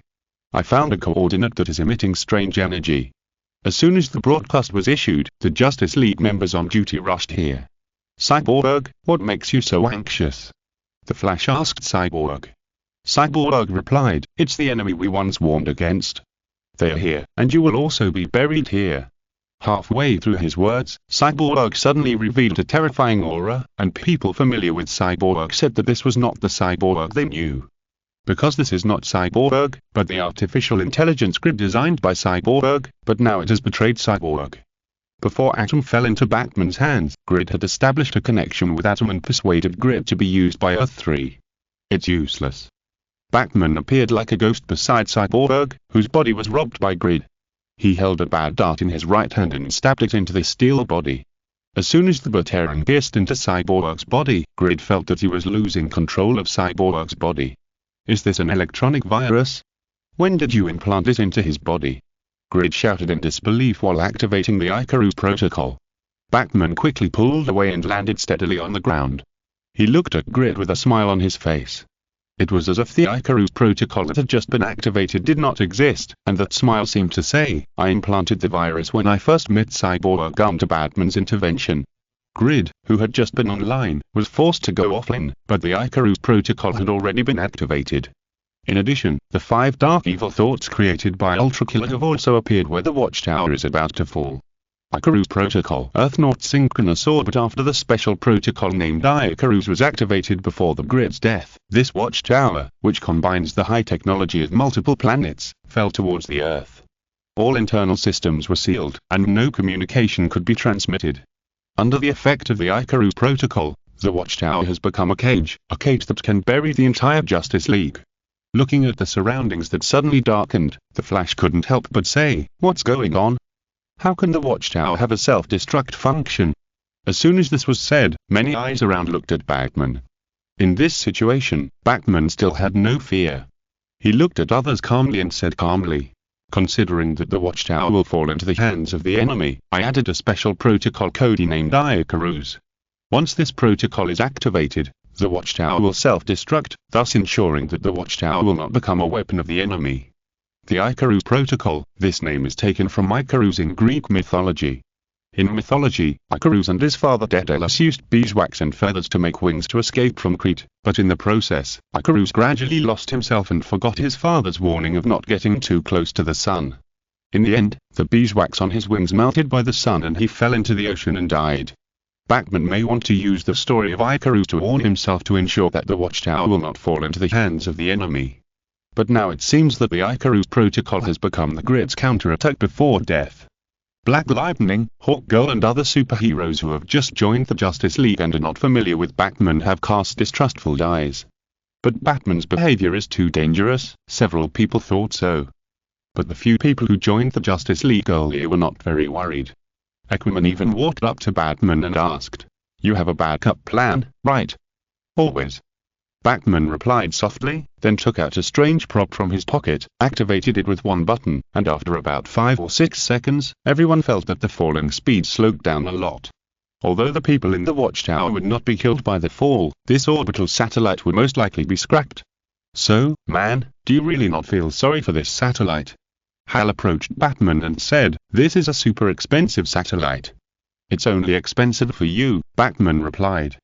Batman's words made many members of the Justice League, including Hal, fall silent, and they all thought that they had underestimated the wealth of this big black rat. Satellites are used as firecrackers. Is this something a human can do? At the same time, in the eastern part of the Lighthouse Country, above the Appalachian Mountains formed in the Ordovician period 480 million years ago, a hellgate with countless demons carved on it appeared. There are many legends about supernatural creatures in the Appalachian Mountains, and today, these legends are likely to come true. Because the devil is about to set foot in this world. Beside the hellgate, there are many figures guarding to ensure that no one will disturb what is happening. With the appearance of the hellgate and the sign that the Justice League did not respond to the call, some people suddenly became nervous. So, the JLA went out immediately, but without Captain Atom, the strongest member of the JLA at this moment was Shazam. Feeling uneasy in his heart, Shazam flew in front of the transport plane until he was about to approach the gate of hell, and a cascading attack came towards him. It was the defensive facilities set up by a brew that were triggered. Within a few seconds, Shazam was covered by countless long-range attacks. Physical shells and energy weapons crossed and attacked Shazam. Seeing this, Shazam, who had learned a lot from the battle with Black Adam, also became much stronger. He opened his hands and summoned countless thunders, just like the God Kings used descending to the earth. With his hands and feet, he threw out countless electric dragons and intercepted all attacks. Boom boom, there were bursts of explosions in front of Shazam. Seeing this, Bargone, who loved fighting, could not sit still. He kept rubbing his fists, and his eyes showed desire. Is there finally a guy who can fight? Strange, this lightning looks so familiar. Latram thought. After some thinking, Latram finally remembered the previous battle, Xantia. No, it should be the isotope of Xantia. Xantia, a former member of the Crime Syndicate on Earth-3, later fell out with the Crime Syndicate. He can summon lightning by shouting mazes, which means Xantia. After transformation, he has the terrifying ability to absorb the enemy's superpowers.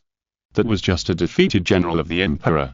Raps said disdainfully, when he died, his head was made into a wine glass, and his body was fed to the dogs by the Emperor. In the original timeline, Xantia occupied an important position, but in the current situation, Xantia was brutally killed by Jello, and his death was probably extremely miserable. After all, Jello is not a good person. All those who displease Jello have only one end, that is death. Different universes have different abilities, Rax.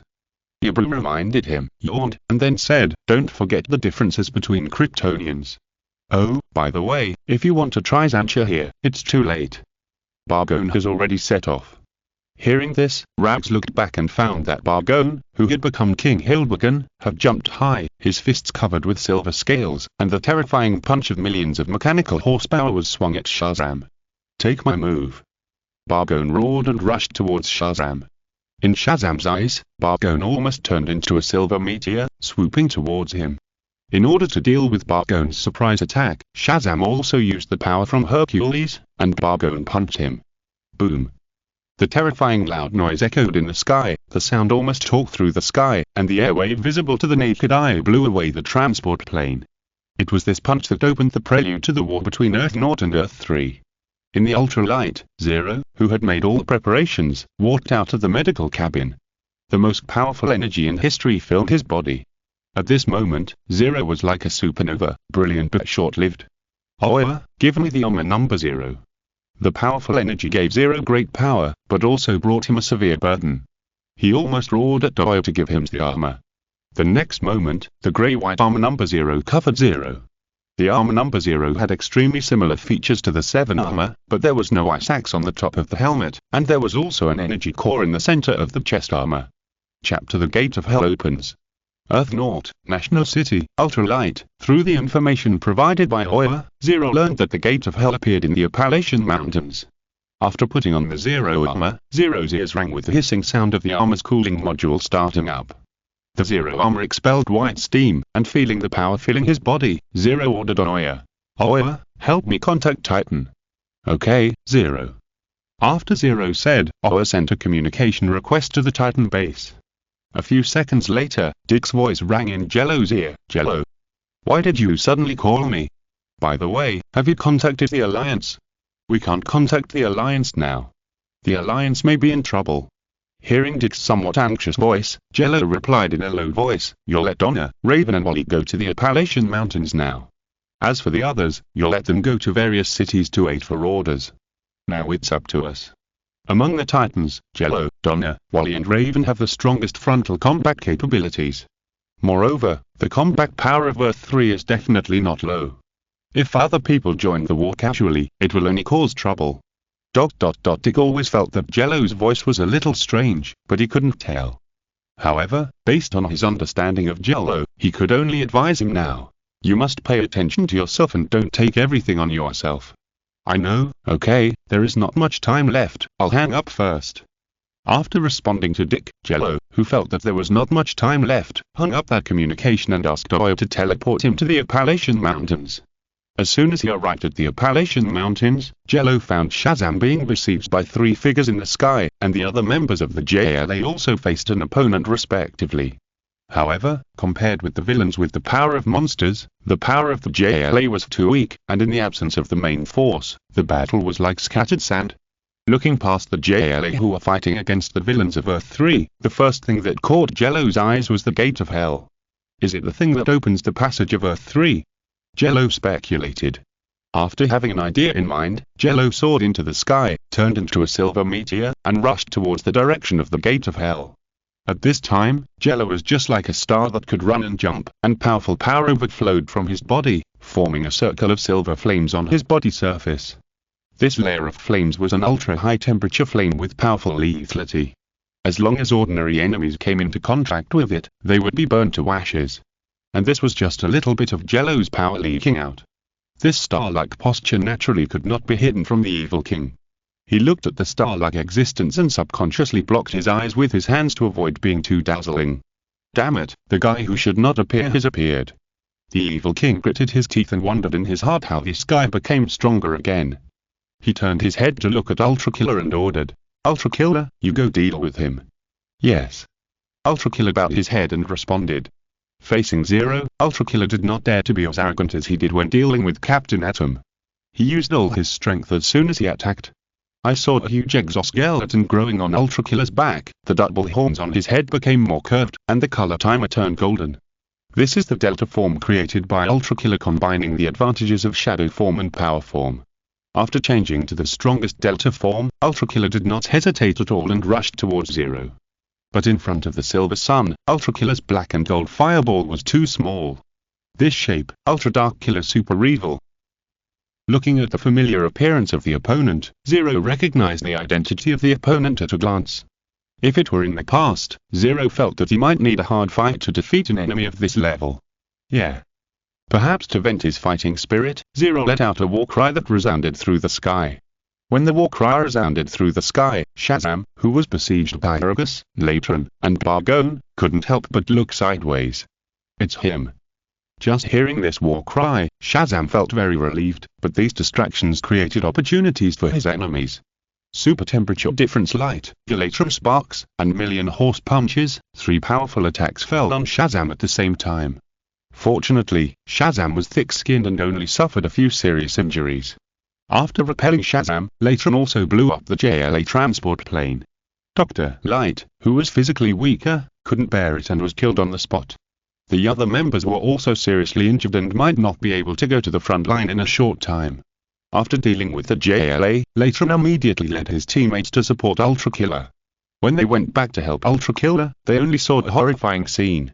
In front of Zero, Ultra Killer had almost no power to fight back and could only defend himself unilaterally.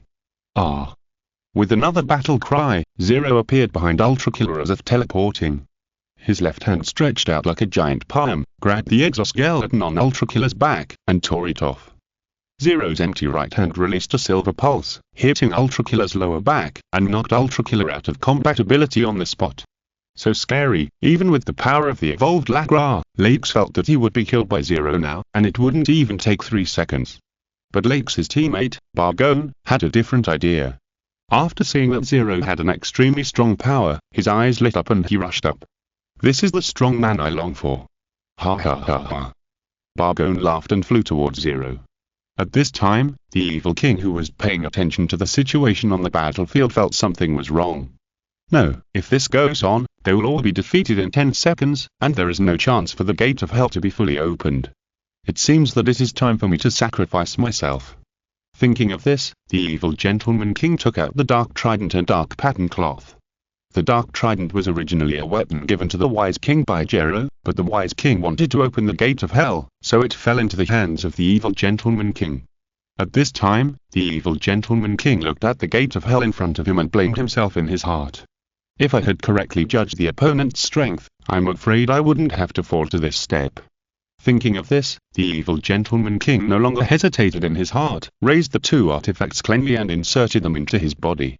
The terrifying energy rushed in the body of the evil gentleman king, turning him into a bomb. When the energy in the body of the evil gentleman king climbed to the peak, he hit the gate of hell at a very fast speed and used his life to knock the gate of hell open. Boom! With a loud noise, the gate of hell opened. As soon as the gate of hell opened, several purple-black lights fell on Ultraman, Labes, Bargone, and Yobru. However, there was no joy on the faces of the beast demons, but instead a strong fear. Chapter 2. The villain also shakes people. Earth north of Palatian Mountains. When the purple-black light fell on several beast generals, their faces changed drastically. Emperor, why? We have tried our best. Why do you still treat us like this? Latram squatted down. At this moment, he only felt a terrifying power reviving in his body, but he was slowly losing control of his body. Rigus, Bargone, and Yibru also felt that they were losing control of their bodies. Not only the beast generals, but even Deathstroke, Bomb Girl, Copperhead Snake, and Shadow Stealer who held the battle instrument also felt that they were losing control of their bodies. Oh no. This thing has a back door. Deathstroke reacted the fastest and actually cancelled the transformation posture of the Garage Star. He was also the only mercenary who did not completely lose control. Could it be? Seeing this scene, Jello couldn't help but have a terrifying idea in his mind. The so-called battle machine on Earth 3 has a huge backdoor, and the controller with absolute authority can also control the life and death of the battle machine holder. At the same time, he can also use the life of the battle machine holder to summon the original monster. Thinking of this, Jello set his sights on the open door of hell. Even though he was separated by a long time and space, he could see the malicious eyes. How are you going to deal with my move next? My counterpart. Looking at the eyes that are exactly the same as his own, but full of evil, Jello can even read the other person's mind. Jello. At this time, a call sounded behind Jello. It was Raven who rushed to the battlefield. Seeing the most important person in his strategy, Jello smiled slightly under the helmet. You are finally here, Raven. Well, I'm ready too. Raven nodded in response, and behind her, Yushalene loomed. Seeing this, Jello sensed the concept fragments and said, let's begin. Infinite light enveloped Jello's body, and Yusri behind Riven also became solid. In the battle with the three palaces demon, Jello and Riven cooperated to summon Tigger and Trigger at the critical moment, changing the situation in one fell swoop. After that, Jello studied for a long time and finally developed a controllable summoning method. Although, due to the problem of the world's will, all giant lives can only fight for 3 minutes, but the terrifying fighting power is enough to change the situation. I have people I want to protect. Many companions, and my beloved ones. Until the last moment, I will not give up, let alone escape. The future cannot be achieved by waiting. As long as you don't lose to your current self, it will definitely change. As long as you believe, you can realize your dreams. Light is a bond. The future depends on yourself to change and create. Never give up until the end, turn the impossible into the possible. This is Ultraman. Watch me raise the black hole storm. Various voices rang in his ears, and everything that the predecessors who appeared in the magnificent history of Ultraman experienced appeared in front of him. But before Zero shook his predecessors over, the 4 beast demons of Earth 3 and the 3 villains of Earth Naught had already sacrificed their lives, thus summoning the original monster. Silver body, dark red lines, coiled horns, and a powerful monster with millions of horsepower, King Hilbegan. Hammerhead shark-like head, body as if made of magma, super evolved monster, evolution Lagra. The silver-white sacred mechanical dragon, Ulatram the dimensional ruler of resentment, about the hovering golden dragon, cosmic dragoness the ancient bomb monster, Gustrum the two-faced evil ghost, Supnagia 7 terrifying figures stood on the earth. These 7 monsters were not transformed by the holders of concept fragments, but genuine original monsters with the same power as the originals. Roar. Roar. Roar. Waves of terrifying roars echoed above the mountains. These 7 terrifying figures, which started at 50 meters, just moved, and they had caused great damage to the mountains that occupied a large area. In an instant, the mountains collapsed and the ground cracked, the grass and trees wailed, and the animals that did not have time to escape were buried forever in the billowing smoke and dust. Ultraman, who can be said to be the weakest among them, spit out flames, and instantly turned several hectares of land into a sea of flames. The two-faced ghost born from the condensation of resentment held a long sword in his hand, and the sword energy overflowed, and he cut the mountain in one knife. And this is just the weaker destructive power of Ultraman Sulkna. The strongest three-headed monsters, Gelatron, Evolution Lagra, and King Hildebrand, have not yet made a move. Fortunately, this is the sparsely populated Appalachian Mountains. Usually, few people come here, but the damage to the natural environment is inevitable. Suspended in the air, Zero, wearing the Zero armor, looked at the 7-headed monsters, energy condensed, muscles tightened, blood flow accelerated, and turned into a silver meteor and rushed towards the 7-headed monsters. Plasma sparks, double life, Zero armor, superhuman arms, various factors combined, so that Zero has a combat power no less than giant. Almost instantly, Zero came in front of Ners. Facing the 120-meter-long space dragoners, Zero gathered his strength and threw a punch visible to the naked eye. Visible folds appeared in the air, and the cracks extended for nearly 100 meters. Crack, crack. Accompanied by a crisp cracking sound, Ners's metal body was neatly cut open.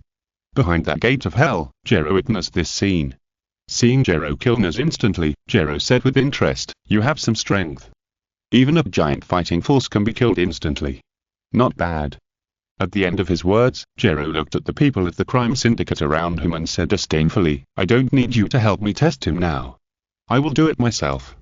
Jello's words caused displeasure among the people at the crime syndicate, but they did not have the fighting power to beat Jello in a single fight, so even if they were very angry, they did not dare to get angry. "You should be ready, right?" Jello turned to look at the 5 people who had been kneeling, and said, "Does anyone want to try this powerful force? Please grant me this honor, Your Majesty. Even if it means sacrificing my life, I am willing, Your Majesty." As soon as Jello said this, 2 beast generals responded, and Jello also fulfilled their wishes. He used his power to sacrifice the lives of the 2 beast generals and summoned 2 monsters. And sent them to Earth Nord. Boom boom, with a loud noise, 2 huge figures fell to the ground. Jello, who was ready to fight the other 6 monsters, instantly recognized the 2 monsters. God of War Galactus and Reganoga. Zingiri Shaker, Earth Nord. Appalachian Mountains. As Reganoga and the God of War Galactus landed, Zero could not help but pause. The other monsters seized the opportunity and rushed forward, trying to tear Zero into pieces. But at this time, Riven was ready. His power was exerted to the extreme by her, and the power of light resonated with Zero. "Ah!" Zero shouted, and countless lights burst out from his body. These lights seemed to have special powers, and the monsters illuminated by the light retreated one after another. As the monsters retreated, the light gradually spread, and its range even covered the entire Earth. At that moment, the light of the Earth could even compete with the sun. At this moment, all humans on the Earth, even the Atlanteans in the deep sea, could feel the arrival of the light. At this time, regardless of race, language, culture, and all other factors, all creatures on the Earth could clearly feel that several sacred figures appeared in front of them. This is a miracle. The miracle of light. At the core of the light, in the Appalachian Mountains, 9 sacred giants of light stood on the Earth. They stood from left to right, and those who could see this picture could even call out their names. Tiger, Lex Luthor of Cadmar's laboratory whispered, but he was curious about why he knew the names of these giants. Moreover, Lex could clearly feel that the giants of light this time had become more powerful. This successfully aroused Lex's interest. He sat on the chair and said, "Let me see the power of the giants of light, mysterious guys." At this time, Zero also transformed into the posture of Ultraman Trigaya. He stood in the middle of all the predecessors. On his left-hand side were Tigger, Dinah, Gay, and Cosmos, and on his right-hand side were Nexus, Max, Meebis, and Zero. Looking at the monsters in front of him, the rebellious young warrior Ultraman Zero swung his arm, pointed at the monsters, and said, "Don't embarrass yourself in front of the younger generation, everyone." As soon as these words fell, a green light flashed, and the 2 head darts on Zero's head fell into his hands, and it seemed that he was ready for battle. At the same time, in another multiverse, such as the Kingdom of Light of the Cosmic Emerald, a handsome man with a Z-shaped color timer was looking at the empty space in front of him and immediately shouted, "Master! Master! Where have you been? Master!"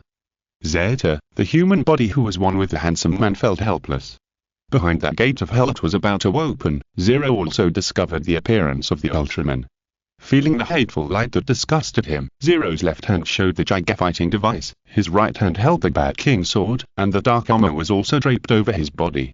Ultraman, the memories of the concept fragments poured into Zero's mind, making him understand the relationship between himself and Ultraman more clearly. But this situation did not make Zero hate Zero and other Ultramen more. After all, they were enemies, natural enemies. Zero did not like people who were corrupted by certain things, because he was born a pure evil person. Turn over a new leaf? This was the work Zero hated the most. Looking at the gate of hell it was about to open, Zero could no longer hold back. He waved his hand and said directly to the other men, "Now, charge with me. The first battle will be the decisive battle. Let this stupid world see our power."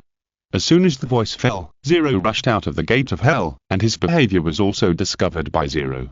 Looking at his counterpart, Zero, who turned into Ultraman while burning himself like a raging fire, could still feel the powerful power of the other party.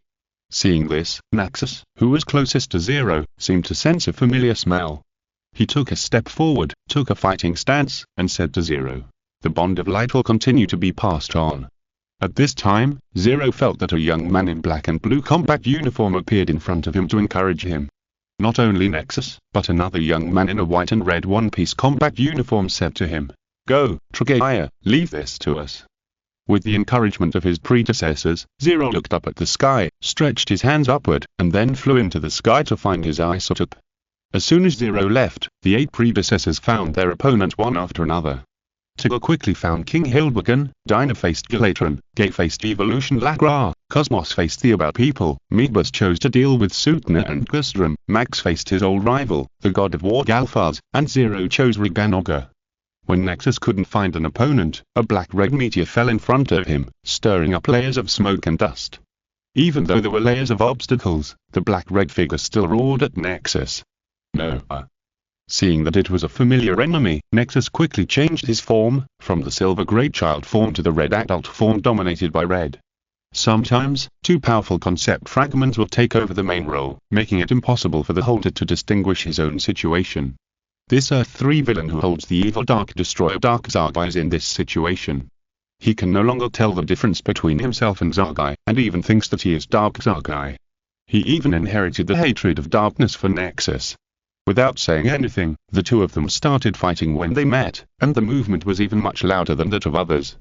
The combat power of Earth 3 is not only the Beast Demon Generals, but the 2 female kings are ready to take this opportunity to destroy the city, but Donna appears in front of them. "Just you, do you think you can stop the 2 of us?" the greedy king said in disbelief. Donna looked at the 2 people in front of her, surrounded by darkness, and looked more like a villain than the 2 of them. "Just try it and you'll know." As soon as these words came out, the 3 women entered the giant posture at the same time. Donna transformed into a female dark giant with the characteristics of both Camila and Carmilla, while the Demon King and the Greedy King opposite them transformed into 2 huge figures. In addition to the 2 female kings, the crime syndicate also came to this world. In order to resist the weakening of the sun, Kayba put on a layer of armor, which made him a little unhappy. "Hurry up, I'm going to kill a city of pigs and dogs for fun," Kayba said viciously. As soon as these words fell, before the others even had time to refute, figures appeared above them. Chapter Eternal Evil. War begins. Earth North Appalachian Mountains. Due to the holy light that Zero had released to every corner of the earth, the evil thoughts of the Justice League created by Ultra Killer were also destroyed, which gave the Justice League a chance to escape. In order to deal with the crime syndicate, the Justice League attacked in full force, and even Superman, who was on his honeymoon, was pulled back. Superman stood high in the sky, not wearing the familiar red and blue battlesuit, but a nano-metal battlesuit. He looked at the Superman of the crime syndicate, and the momentum of the god on Earth was vented without reservation. "Ultraman. Today I will let the world know that only one person is worthy of being called Ultra. Carlisle." Perhaps because he hated that the code name of Superman and his beloved brother was exactly the same, Superman showed great hostility to Superman right from the start. It seems that you are the Kryptonian of this world. Superman looked at Superman insidiously, his back teeth kept rubbing, and vicious words came out from between his teeth. You dog who can't tell the difference between high and low, I will destroy everything you cherish. Roar. The two Kryptonians, who had no room for maneuver, collided with each other. Although they were Kryptonians from different parallel universes, the momentum generated by the battle between Superman and Superman seemed to be on par with each other. The battle between the Kryptonians was difficult to distinguish for a while, and the other members of the Justice League also faced the crime syndicate separately. The battle between the speedsters could only be resolved by the speedsters. The Flash and Johnny Quick turned into two similar lightning bolts in an instant. Aquaman vs. Aquaman, Green Lantern vs. Ring Bearer, Wonder Woman vs. Queen Superman, Martian Manhunter led the new members of the Justice League to besiege Deathstorm and the other Beast Generals. When everyone was fighting fiercely, Batman and Night Owl were talking. Long time no see, Bruce. Night Owl looked at Batman, as if he remembered his stepbrother. But Batman and Bruce Wayne of Earth 3 are only in a homotopic relationship. The Bruce in Night Owl's memory is not the Dark Knight in front of him, but a coward with a pathetic conscience. The giant creatures fought on the 3,300-kilometer-long Appalachian Mountains. The collision of fists and feet produced aftershocks, and the aftershocks could destroy several aircraft carriers. Energy rays flew in the air. In this environment, Batman's cape fluttered. He looked at Night Owl and moved his mouth, but because the battlefield was too noisy, Night Owl could only read Batman's lips. After reading Batman's lips, Night Owl knew that the warmth part was over. He took the lead in breaking the silence. A smoke bomb slipped from his waist, and with a bang, Night Owl disappeared in the smoke. Batman did not chase him, because he knew very well that his brother was far more cunning than he imagined. When the heroes and villains fought with all their might, two figures had already broken through the sky. Troposphere, stratosphere, thermosphere, they were so fast that they arrived at the last layer of the exosphere in the blink of an eye. The two people wearing flame armor due to their super high-speed flight, Ultraman Trigger, were covered with silver flames all over his body. Even in space, his punches and kicks were still terrifyingly powerful. In front of Ultraman Trigger was a terrifying dark demon.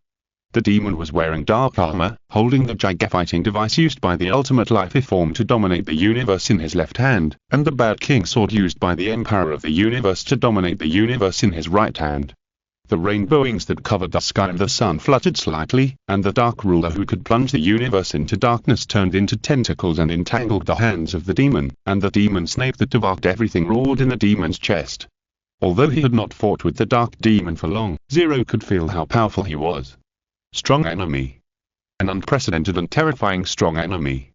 All the enemies he had fought since his debut, such as Mongo, the clone of the Steppenwolf, and the clone of the Three Palaces Demon, were probably no match for the Dark Demon. The gigafighting machine in the enemy's hand was the biggest threat to Trigger. The gigafighting machine was the weapon used by Ultraman Belia when he swept across the Kingdom of Light.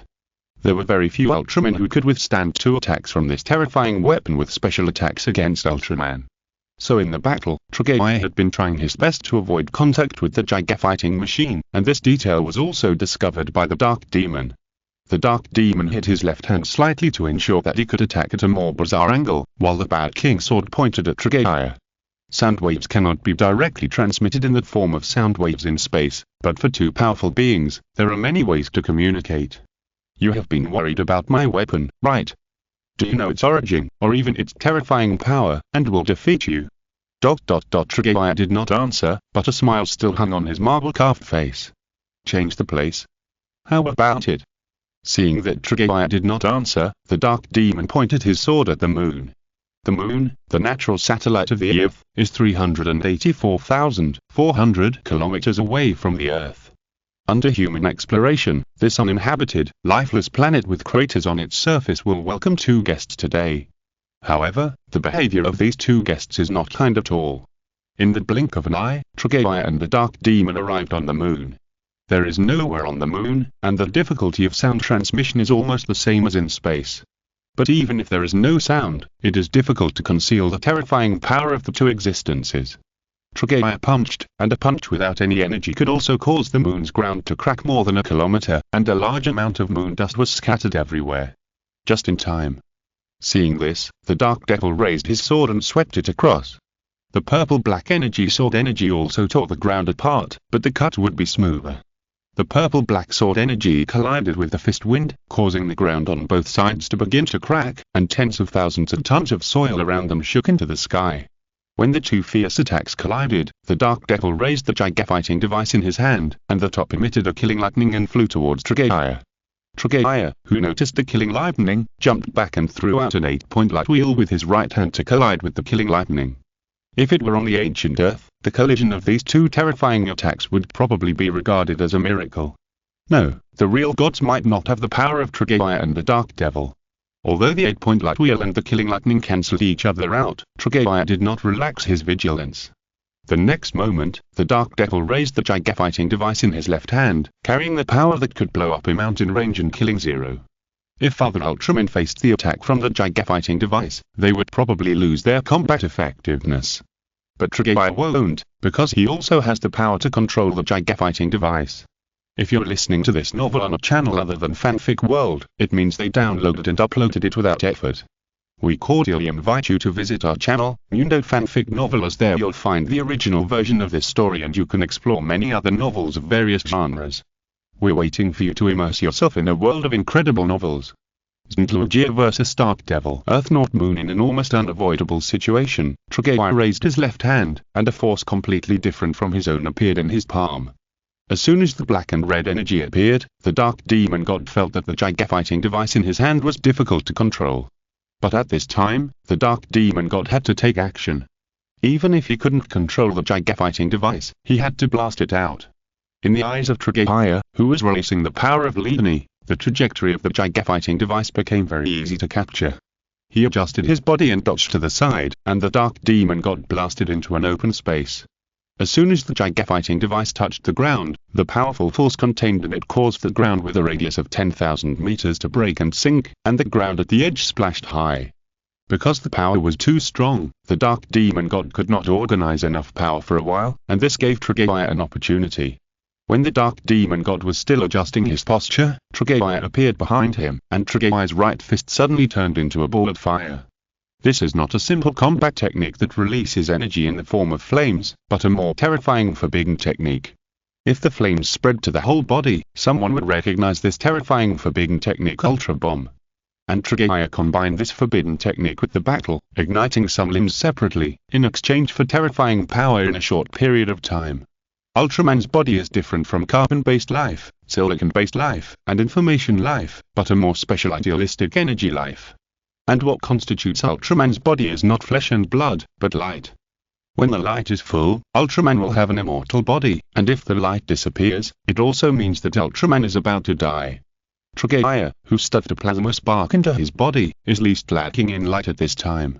Therefore, even if the right arm will disappear after this blow, Triggeia can condense it within 1/100th of a microsecond. Using everything he has, Triggeia's flaming fist fell heavily on the back of the Dark Demon. Hit. Unparalleled power fell on the back of the Dark Lord, and with his control over power, Triggeia could ensure that 99% of the power was used to kill the enemy. But even if 1% of the power fell on the moon through the body of the Dark Lord, its power would still cause great damage to the moon. If someone could observe the moon at this moment, they would be surprised to find that the moon seemed to have become larger. However, it was not that the radius of the moon increased, but that Triggeia's 1% power made the surface of the moon expand. At this time, countless moon rocks protruded around Triggeia and the Dark Lord, turning into towering cliffs. All the craters disappeared, and the moon was afraid that it would change its appearance. Very good, only in this way can you be worthy at being the opponent of this emperor. The Dark Lord suddenly roared, and then countless darkness gushed out from his body and attacked his enemies. The dark power fell on Triggeia, and immediately produced the reaction when humans touched sulfuric acid with their flesh. This dark force with strong hostility and murderous intent was poison to Triggeia. In this case, Triggeia did not resist. He jumped and flew to the cliff in the distance. In the process, he also repaired his right arm. Looking back at the Dark Demon, he was seriously injured after taking Triggeia's terrifying punch. The dark armor on his back and chest cracked, revealing his body, and the demon snake head hanging on his chest let out a series of roars. The Dark Demon stood up again. He put down the giga-fighting device in his hand, turned his back to Triggeia, and communicated with him in a special way. You are very good, but if you want to kill me, you need to swing tens of thousands of blows with the power just now to kill me." As he spoke, the power of the Heart of Darkness surged, and the Dark Demon's momentum returned to its heyday. Seeing this, Trigger did not speak, but condensed two swords of light, kicked his feet, and turned into a silver meteor to rush towards the Dark Demon. Due to the rejection of the world's will, the gigantic battle can only last for 3 minutes at most, and now nearly a minute and a half has passed. "Come on!" the Dark Demon roared. The Dark Demon, who had abandoned the giga-fighting instrument, held the Bad King's sword with both hands. On the blade, there was a purple flame burning as if from hell. The next moment, this magic sword collided with the Sword of Light. The Bad King's sword was powerful and the Dark Demon's power was also extremely terrifying, so Trigger played to his advantage. The two swords of light slashed at high speed like a tornado, leaving a large number of sparks on the Bad King's sword. In the fierce sword skills duel, the Dark Demon and Trigger both realized that they could not continue. After realizing this, there was a gap between the three cold rays of light, which was the performance of the two brewing a killing move. Sword of Light, Breaking Mist and Beheading. Trigger used his best cutting skills at the first move, and the power was far greater than before. Under the power of the Heart of Darkness, the Dark Lord can also unify his own power. The three powers of the Dark Ruler, the Emperor's Ultraman, and the Emperor's Ota are condensed on the sword, and the Dark Lord also slashes out a terrifying darkness Resolim slash. The two strongest slashes collided, and the aftermath dissipated, making the changes in the lunar landscape more obvious. While the two protagonists were fighting, on Earth, in the Appalachian Mountains, which were used as a battlefield, two beast demons were looking for opportunities to join the battle. "Sam, how about we help Deathstorm?" one of them said. "No, Jaden, that's the crime syndicate's own incompetence," the man named Jaden said disdainfully. "It seems that there is a great discord between the Jello forces and the crime syndicate, even to the point that even if they become companions, they will sit back and watch each other die." In the distance, the blonde Jello was admiring everything. Whether the Giant of Light wins or the Dark Lord returns, it does not arouse Jello's interest, because he needs to do something more meaningful: maintain the trajectory of fate. "You guys don't have the fate to survive," Jello whispered, but he had no intention of taking action. But just because Jello didn't take action himself, it didn't mean he wouldn't find someone to take action. With a snap of his fingers, 3 golden portals appeared, and 3 figures appeared in front of Jello at the same time. Looking at the 3 people, Jello said politely, "3 of you, this is what I said. Now, it's up to you." None of the 3 figures answered Jello. They silently chose their opponents and walked towards the 2 beast demon generals. Zing's danger. Earth Nord. Appalachian Mountains. While Sam and Jaden were still watching the battle, 3 figures had already set their sights on them. The 3 people in the group consisted of 2 men and 1 woman. The faces of the 2 men were very similar to Jello, and the only woman also looked a bit like Jello. If someone was not familiar with Jello, they would definitely mistake him for someone else, but if someone familiar with him took a look, they would find that difference. The Jello on the left was still childish, jumping around while walking, and looked very energetic. The Jello on the right had a deep face, as if he had experienced countless battles, and there was a scar on his face that destroyed the beauty of his entire face. The female Jello had a sharp temperament, with the nobleness and elegance of an orchid, as well as the passion and threat of a rose. She wore a black leather windbreaker that reached her knees, covering up her beautiful body curves. Scarface Jello was the fastest, and he did not have too many principles. A red light flashed around him, and after putting on a rough red battle armor, he launched a sneak attack on Sam. This sneak attack made the young version of Zero somewhat disgusted. But the female Zero didn't care about that. She glanced at the young version of Zero and said, "You and him deal with that one, and the remaining one is my opponent. You." The young version of Zero was about to speak, but the female Zero had already disappeared in front of the young version of Zero. Boom boom. The next moment, 2 loud noises reached the sky, but in the battle between those behemoths, this seemed insignificant. The impact stirred up bursts of smoke, and the 2 people were also very clear that their attacks did not work. These 2 beast demons were not weak. If it weren't for the low level of the combat instrument that dragged them down, I'm afraid they would also have the strength of the king level. The smoke dissipated, and 2 golden barriers appeared in front of the 2 beast demons, and they also turned into 2 powerful monsters. The monster that Sam turned into was mainly white, with a very metallic body, and his arms were strangely shaped weapons, and his head was a huge one-eyed monitor. The monster that Jaden turned into was more biological, with white wrinkles on its limbs, horns on its head, and two huge orange glowing bodies on its chest. "Who are you?" Looking at the red armored man in front of him, Jaden immediately asked him, "Why are you attacking us?" Scarface Jello, who was wearing red armor, did not respond to Jaden's meaning, and the monstrous killing intent surged towards Jaden. In Scarface Jello's eyes, people like Jaden will only have one end, that is, death. Red fight. The red armor made a low war cry, and two red short knives appeared in Scarface Jello's hands. On the other side, the female Jello also changed into a set of armor that was somewhat similar to the 7 armor. Compared with Scarface Jello's red armor, her set of armor was obviously much more delicate. There was also no conversation between the female Jello and Sam. Not even a syllable was uttered between them, and they went up to fight. Outside the battlefield, the young version of Jello was still watching the fight, his fists clenched, as if he didn't know whether to do the despicable thing of ganging up on someone. "What? You still can't let go of your justice?" Jello appeared next to the young version of Jello and sneered at him. "Dear Jello, you won't get far if you keep doing this." "Shut up," Jello said angrily, "the fight is a fair duel, what's the point of ganging up on someone?" Seeing this, Jello smiled and said nothing, then turned his attention to Nexus, who was fighting with Zaki in the distance. In order to deal with Dark Zaki, Nexus had already turned into a blue adult form, but even so, Nexus still hit some difficulty. After fighting with Dark Zaki, Zaki only took 1 or 2 steps back, while Nexus retreated hundreds of meters. Roar. The unconscious Dark Zaki roared, and he raised his arms high. The dark energy gathered on his forearms, and then gathered in front of him. The black and red supergravity light rushed towards Nexus. Looking at this scene, Nexus remembered his past experience. He stretched out his hands, and a water wave-shaped energy shield appeared in front of Nexus, blocking the gravity Zaki of Dark Zaki. But the power of the Dark Destroyer was extremely terrifying, and the water wave-shaped energy shield seemed to be unable to resist it. A faint crack appeared on the shield, and the core timer on Nexus' chest began to light up red, which meant that 2 minutes of the battle time had passed. Not only Nexus, but other senior Ultramen also had this situation. This was the will of the world rejecting them.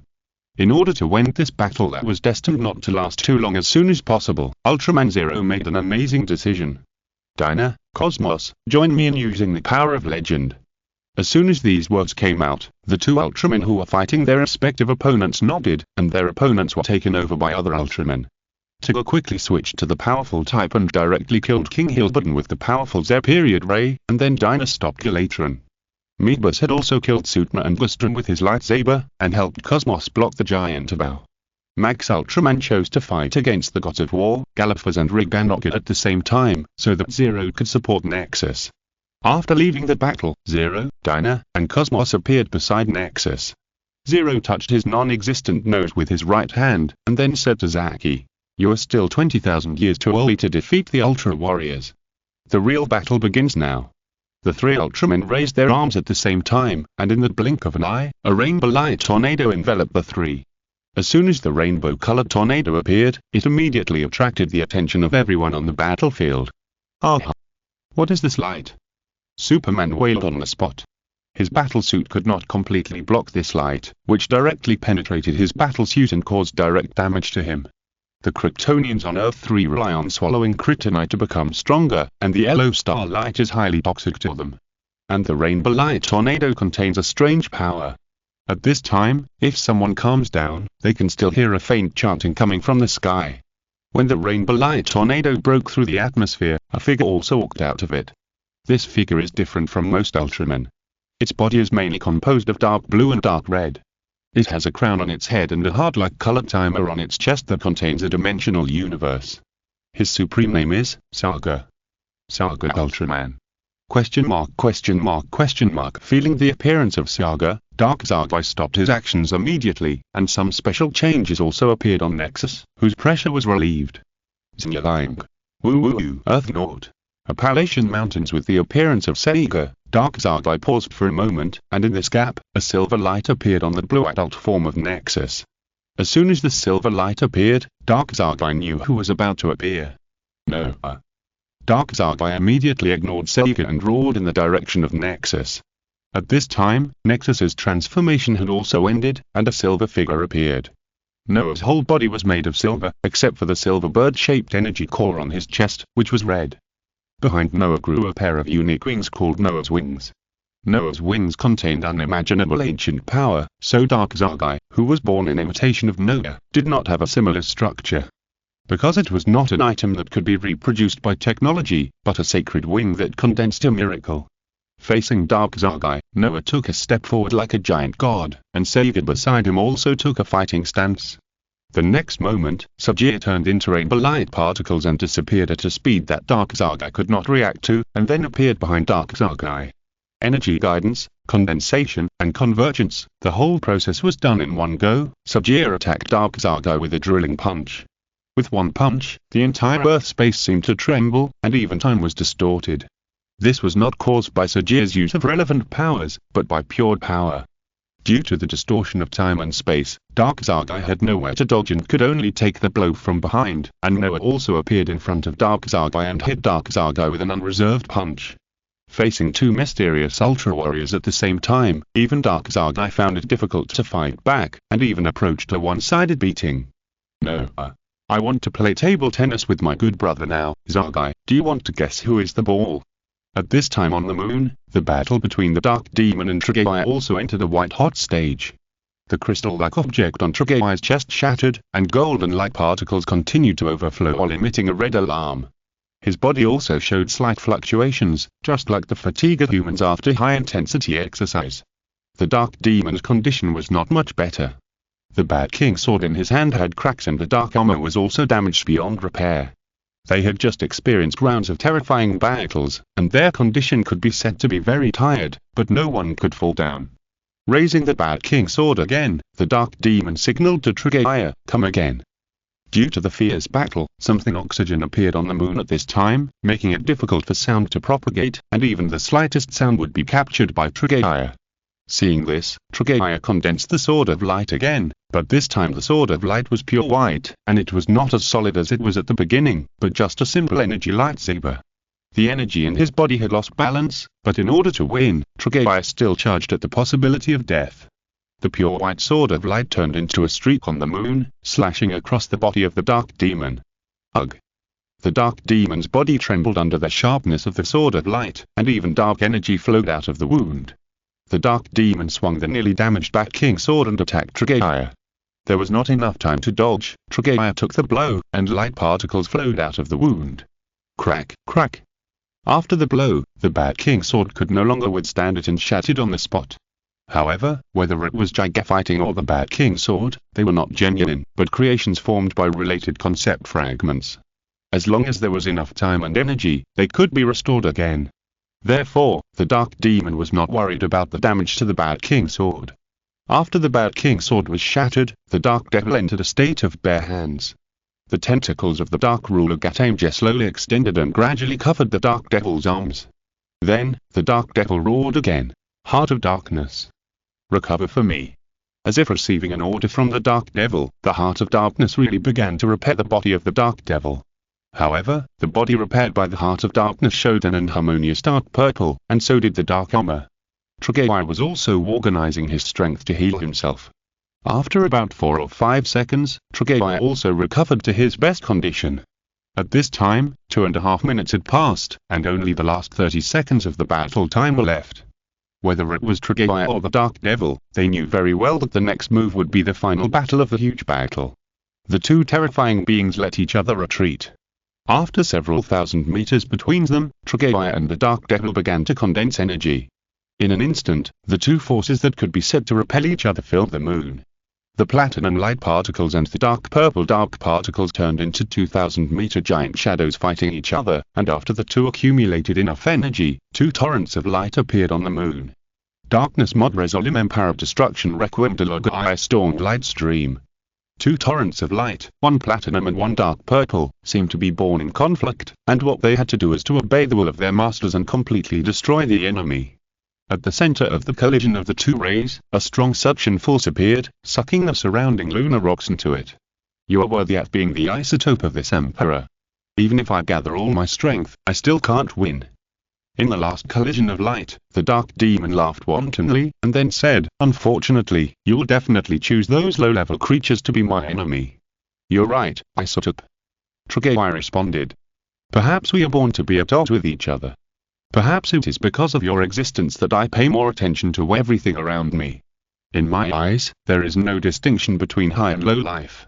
It is because of this concept that I will fight, not only for myself, but also for those lives that have no power to fight. It's a good boast, but unfortunately, it is our power that really determines everything." The dark demon shouted and took a psychological approach. "Don't think that I will lie on the ground and beg you to reconcile. The battle between us can only be a fight to the death." As the voice fell, the two figures also raised their energy to the peak. Where the light rays met, an object like a black hole appeared. Boom! With a loud noise, the two rays exploded, and 0.1% of the power escaped, directly shattering the already riddled moon. Chapter 324 End of volume.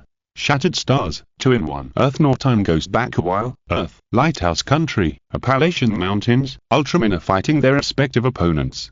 The alarm sounds of ding dong are incessant, which is not a very good signal for the Ultramen.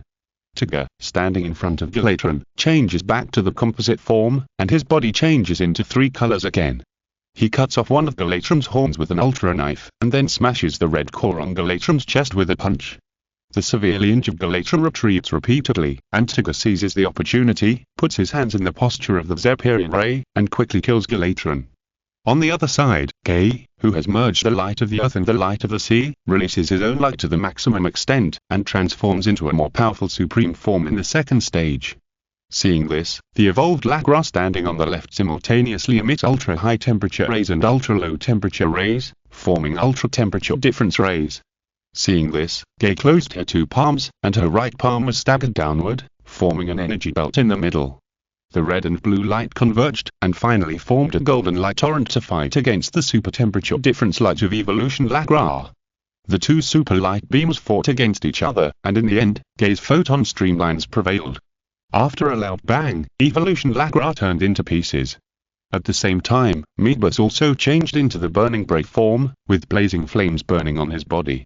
After turning into the god of flame, he rushed towards the giant bow.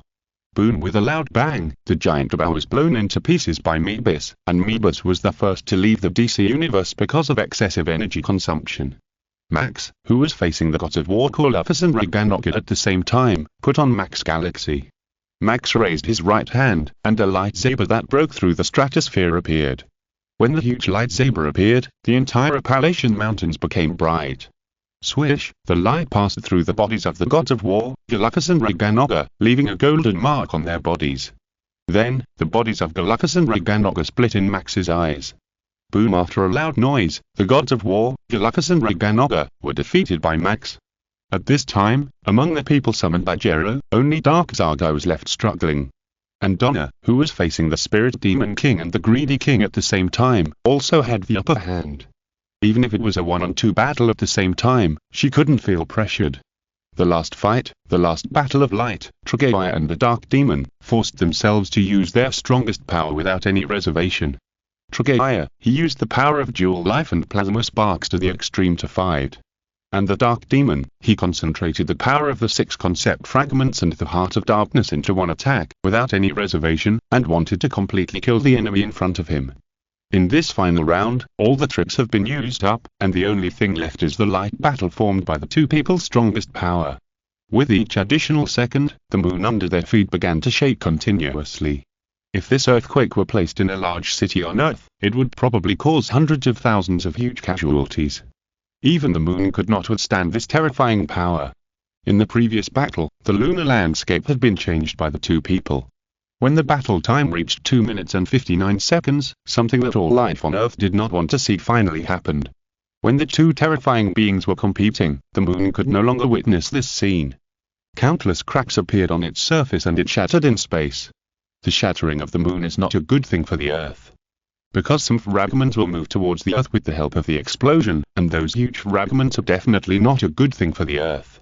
The disappearance of the moon also means a change in tidal gravity. It may not be too obvious at the beginning, but after a long time, disaster will befall the Earth. In the Lighthouse Country, above the Appalachian Mountains, Superman, who had just defeated the Speedmaster, looked up at the sky. His pupils shrank slightly, and he wanted to use his supervision and X-vision to see clearly who the winner of the battle was. However, due to the powerful energy collision, an interference field was generated, which made it impossible for even Superman to see clearly in a short time. "Jello, please don't be in trouble," Superman said worriedly. He held the Speedmaster who had been removed from his battlesuit in one hand and prayed for Jello sincerely. At this time, the seniors who were previously shaken by Jello also disappeared after defeating their respective opponents, but Noah and Saga, who were higher in status, could stay longer. Under the power of the two great skills of Noah Lightning and Saga Extreme, Dark Saga was completely annihilated.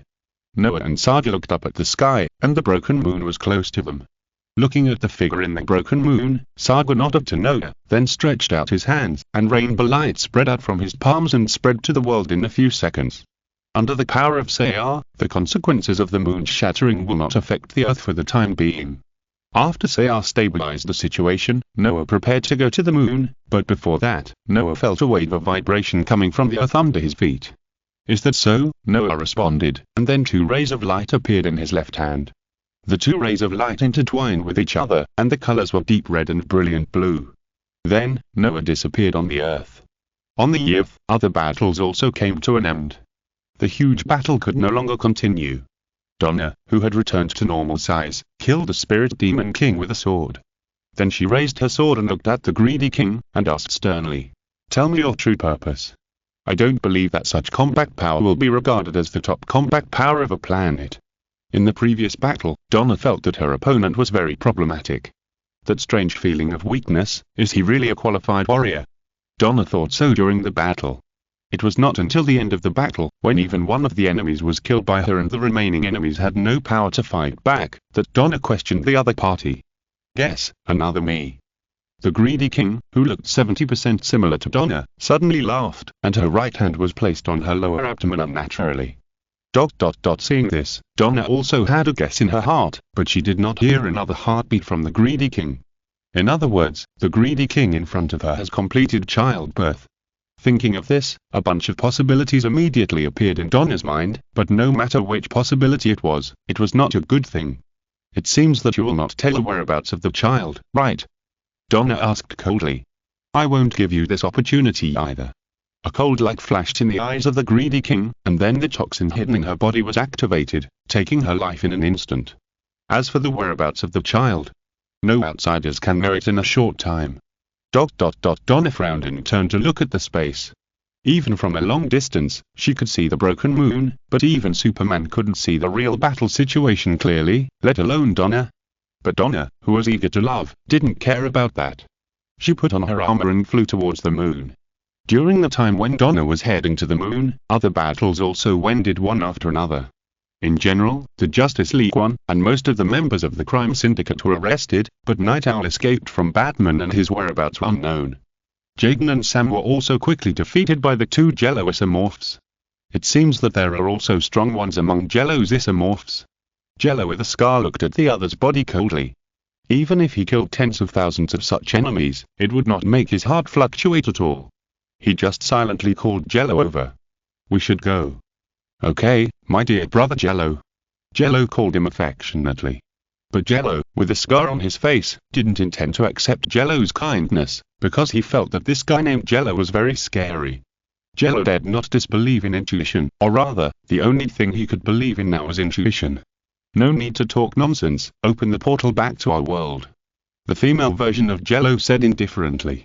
"Ha ha ha, since you said so, there is no need for me to keep you. Have fun, see you next time." Jello made exaggerated movements, opened the portal and greeted the three people. However, the three people did not want to pay much attention to Jello, and left without looking back, returning to their own universe. After the three people left, Jello put his hands behind his back and said without looking back, "Are you starting to regret that you don't have enough power?"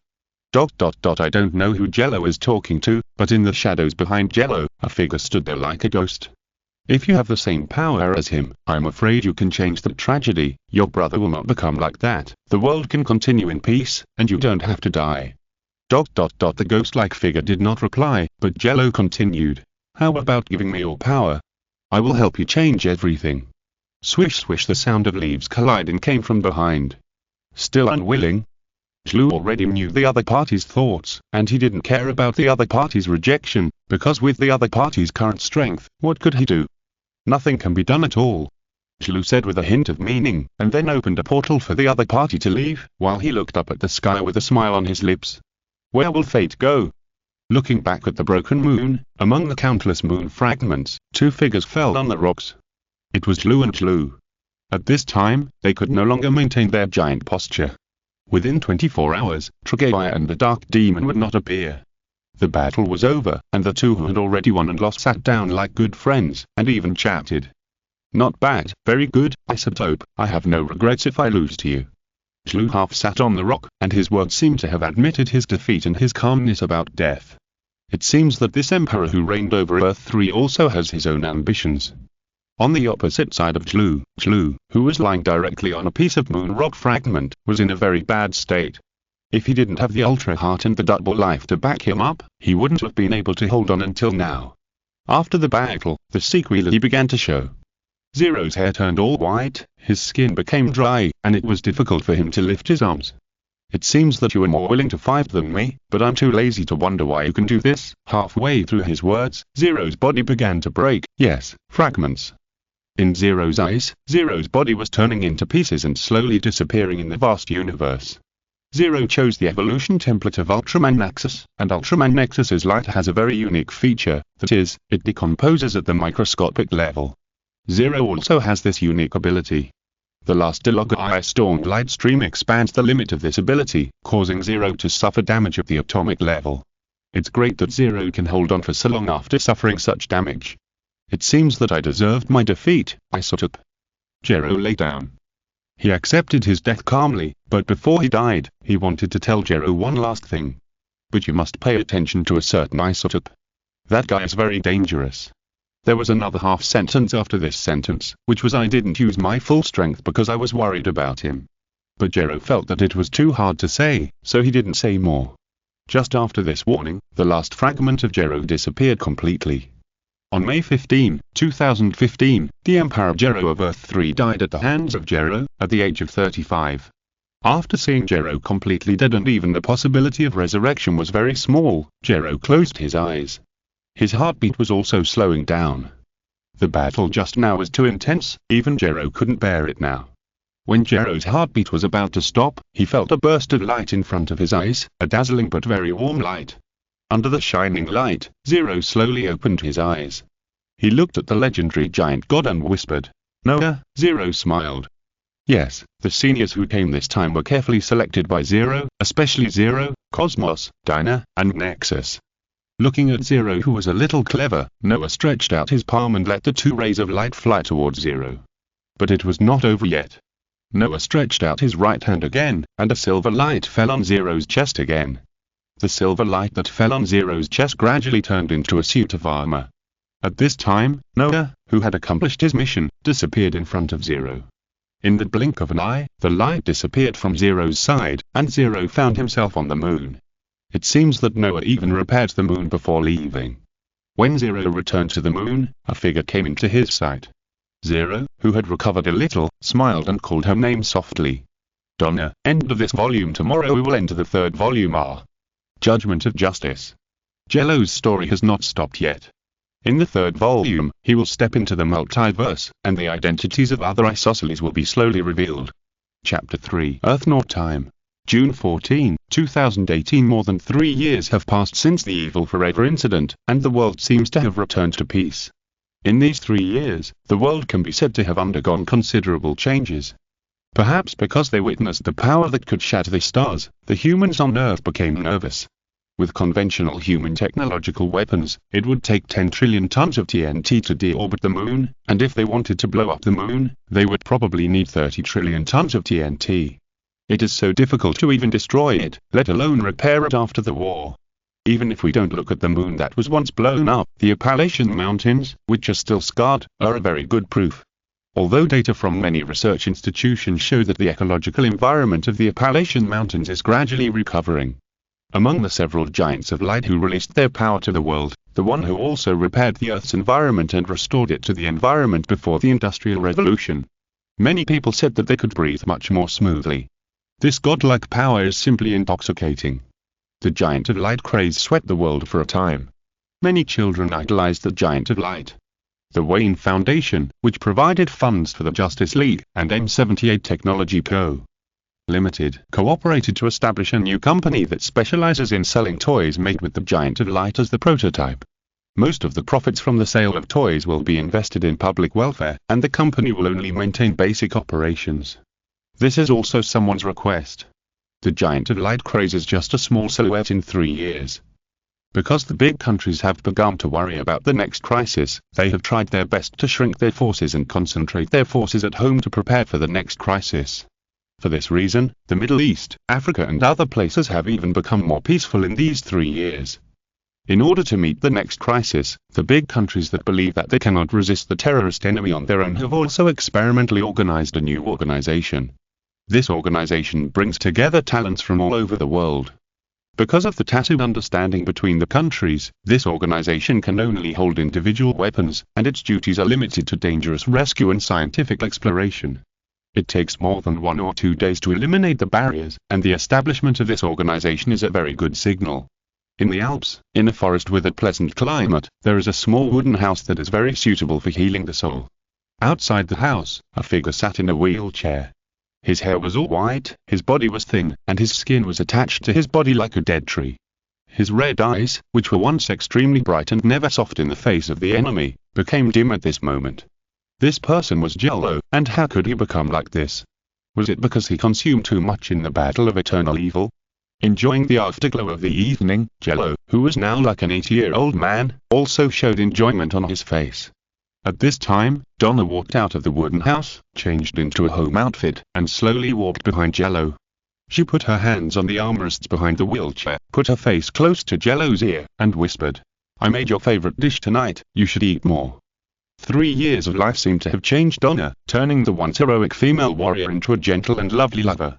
"Well," Jello responded slowly, and his head moved slightly. Seeing this, Donna pushed the wheelchair and prepared to take Jello back to the house. But when Donna was about to approach the wooden house, she felt a very unfriendly breath coming from behind her. "Who is it?" With this thought, Donna turned around quickly, and after Jello was protected, the god-killing sword also appeared in her hand, and the blade that was eager for the enemy's blood pointed at the uninvited guest. "Don't be so anxious, young Titan," the man said in a very frivolous tone. Hearing this, Donna looked closely and found that the man was wearing a black suit vest with a brown shirt inside, and the sleeves of the shirt were rolled up to the elbows. If he was just dressed like this, he could only be regarded as a fashionable man, but if the purple skin was counted, he would be strange. And next to this strange man, there was a bald woman. The bald woman's outfit was amazing. The extremely tattered black dress could only be said to barely cover the spring light. The Apollo and Ares that Ars mentioned. Donna looked at the two people with caution. Some time ago, Ars, the god of war of Olympus, had come here. He even reminded Donna that the assassins of Olympus would come soon. Now it seems that Ars is more like a pathfinder, and his purpose is to test whether Jello still has the power he had before. After confirming that Jello did not have that kind of power, Apollo, the god of light, and Ares, the goddess of strife, came to assassinate Jello. "You don't respect the gods at all. If you had been killed by me 1,000 years ago, it would be the same even if you were a Titan god." Apollo looked at Donna with disdain. The Olympian gods in the DC universe are not the same as those in mythology, and the differences are even greater. Apollo is not an upright gentleman, and his desire for the throne of the Olympian god king is beyond words. Ares is more like the records in mythology, and is even more committed to provoking disputes.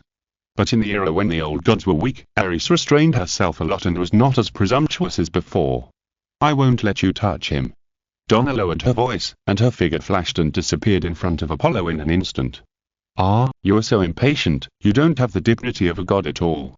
Apollo covered his face with his left hand, and Ares behind him raised her hand to release the power of strife to restrain Donna. This was exactly why Apollo brought Ares with him. Taking advantage of this time, Apollo walked towards Jello, who was sitting in a wheelchair and had no power to fight back.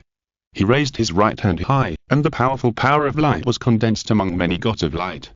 The purple right hand suddenly became as dazzling as the sun. "Die, mortal. If you want to blame someone, blame me for touching the majesty of the gods." Apollo shouted, and his right hand like the sun fell down, and the dazzling power immediately engulfed Jello. Boomer's sun seemed to appear in the peaceful Alps, and watching this scene, Ares found that Donna didn't seem to be worried at all, and she even wanted to laugh. "Why are you laughing?" Ares asked. Donna's smile became even more intense. "I just thought of something funny." "What's funny?" "My man can become stronger by absorbing light." Swish. End of this chapter.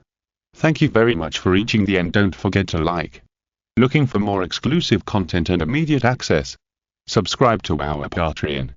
Remember, every like, subscription, or donation encourages us to continue. Thanks to everyone. See you in the next video.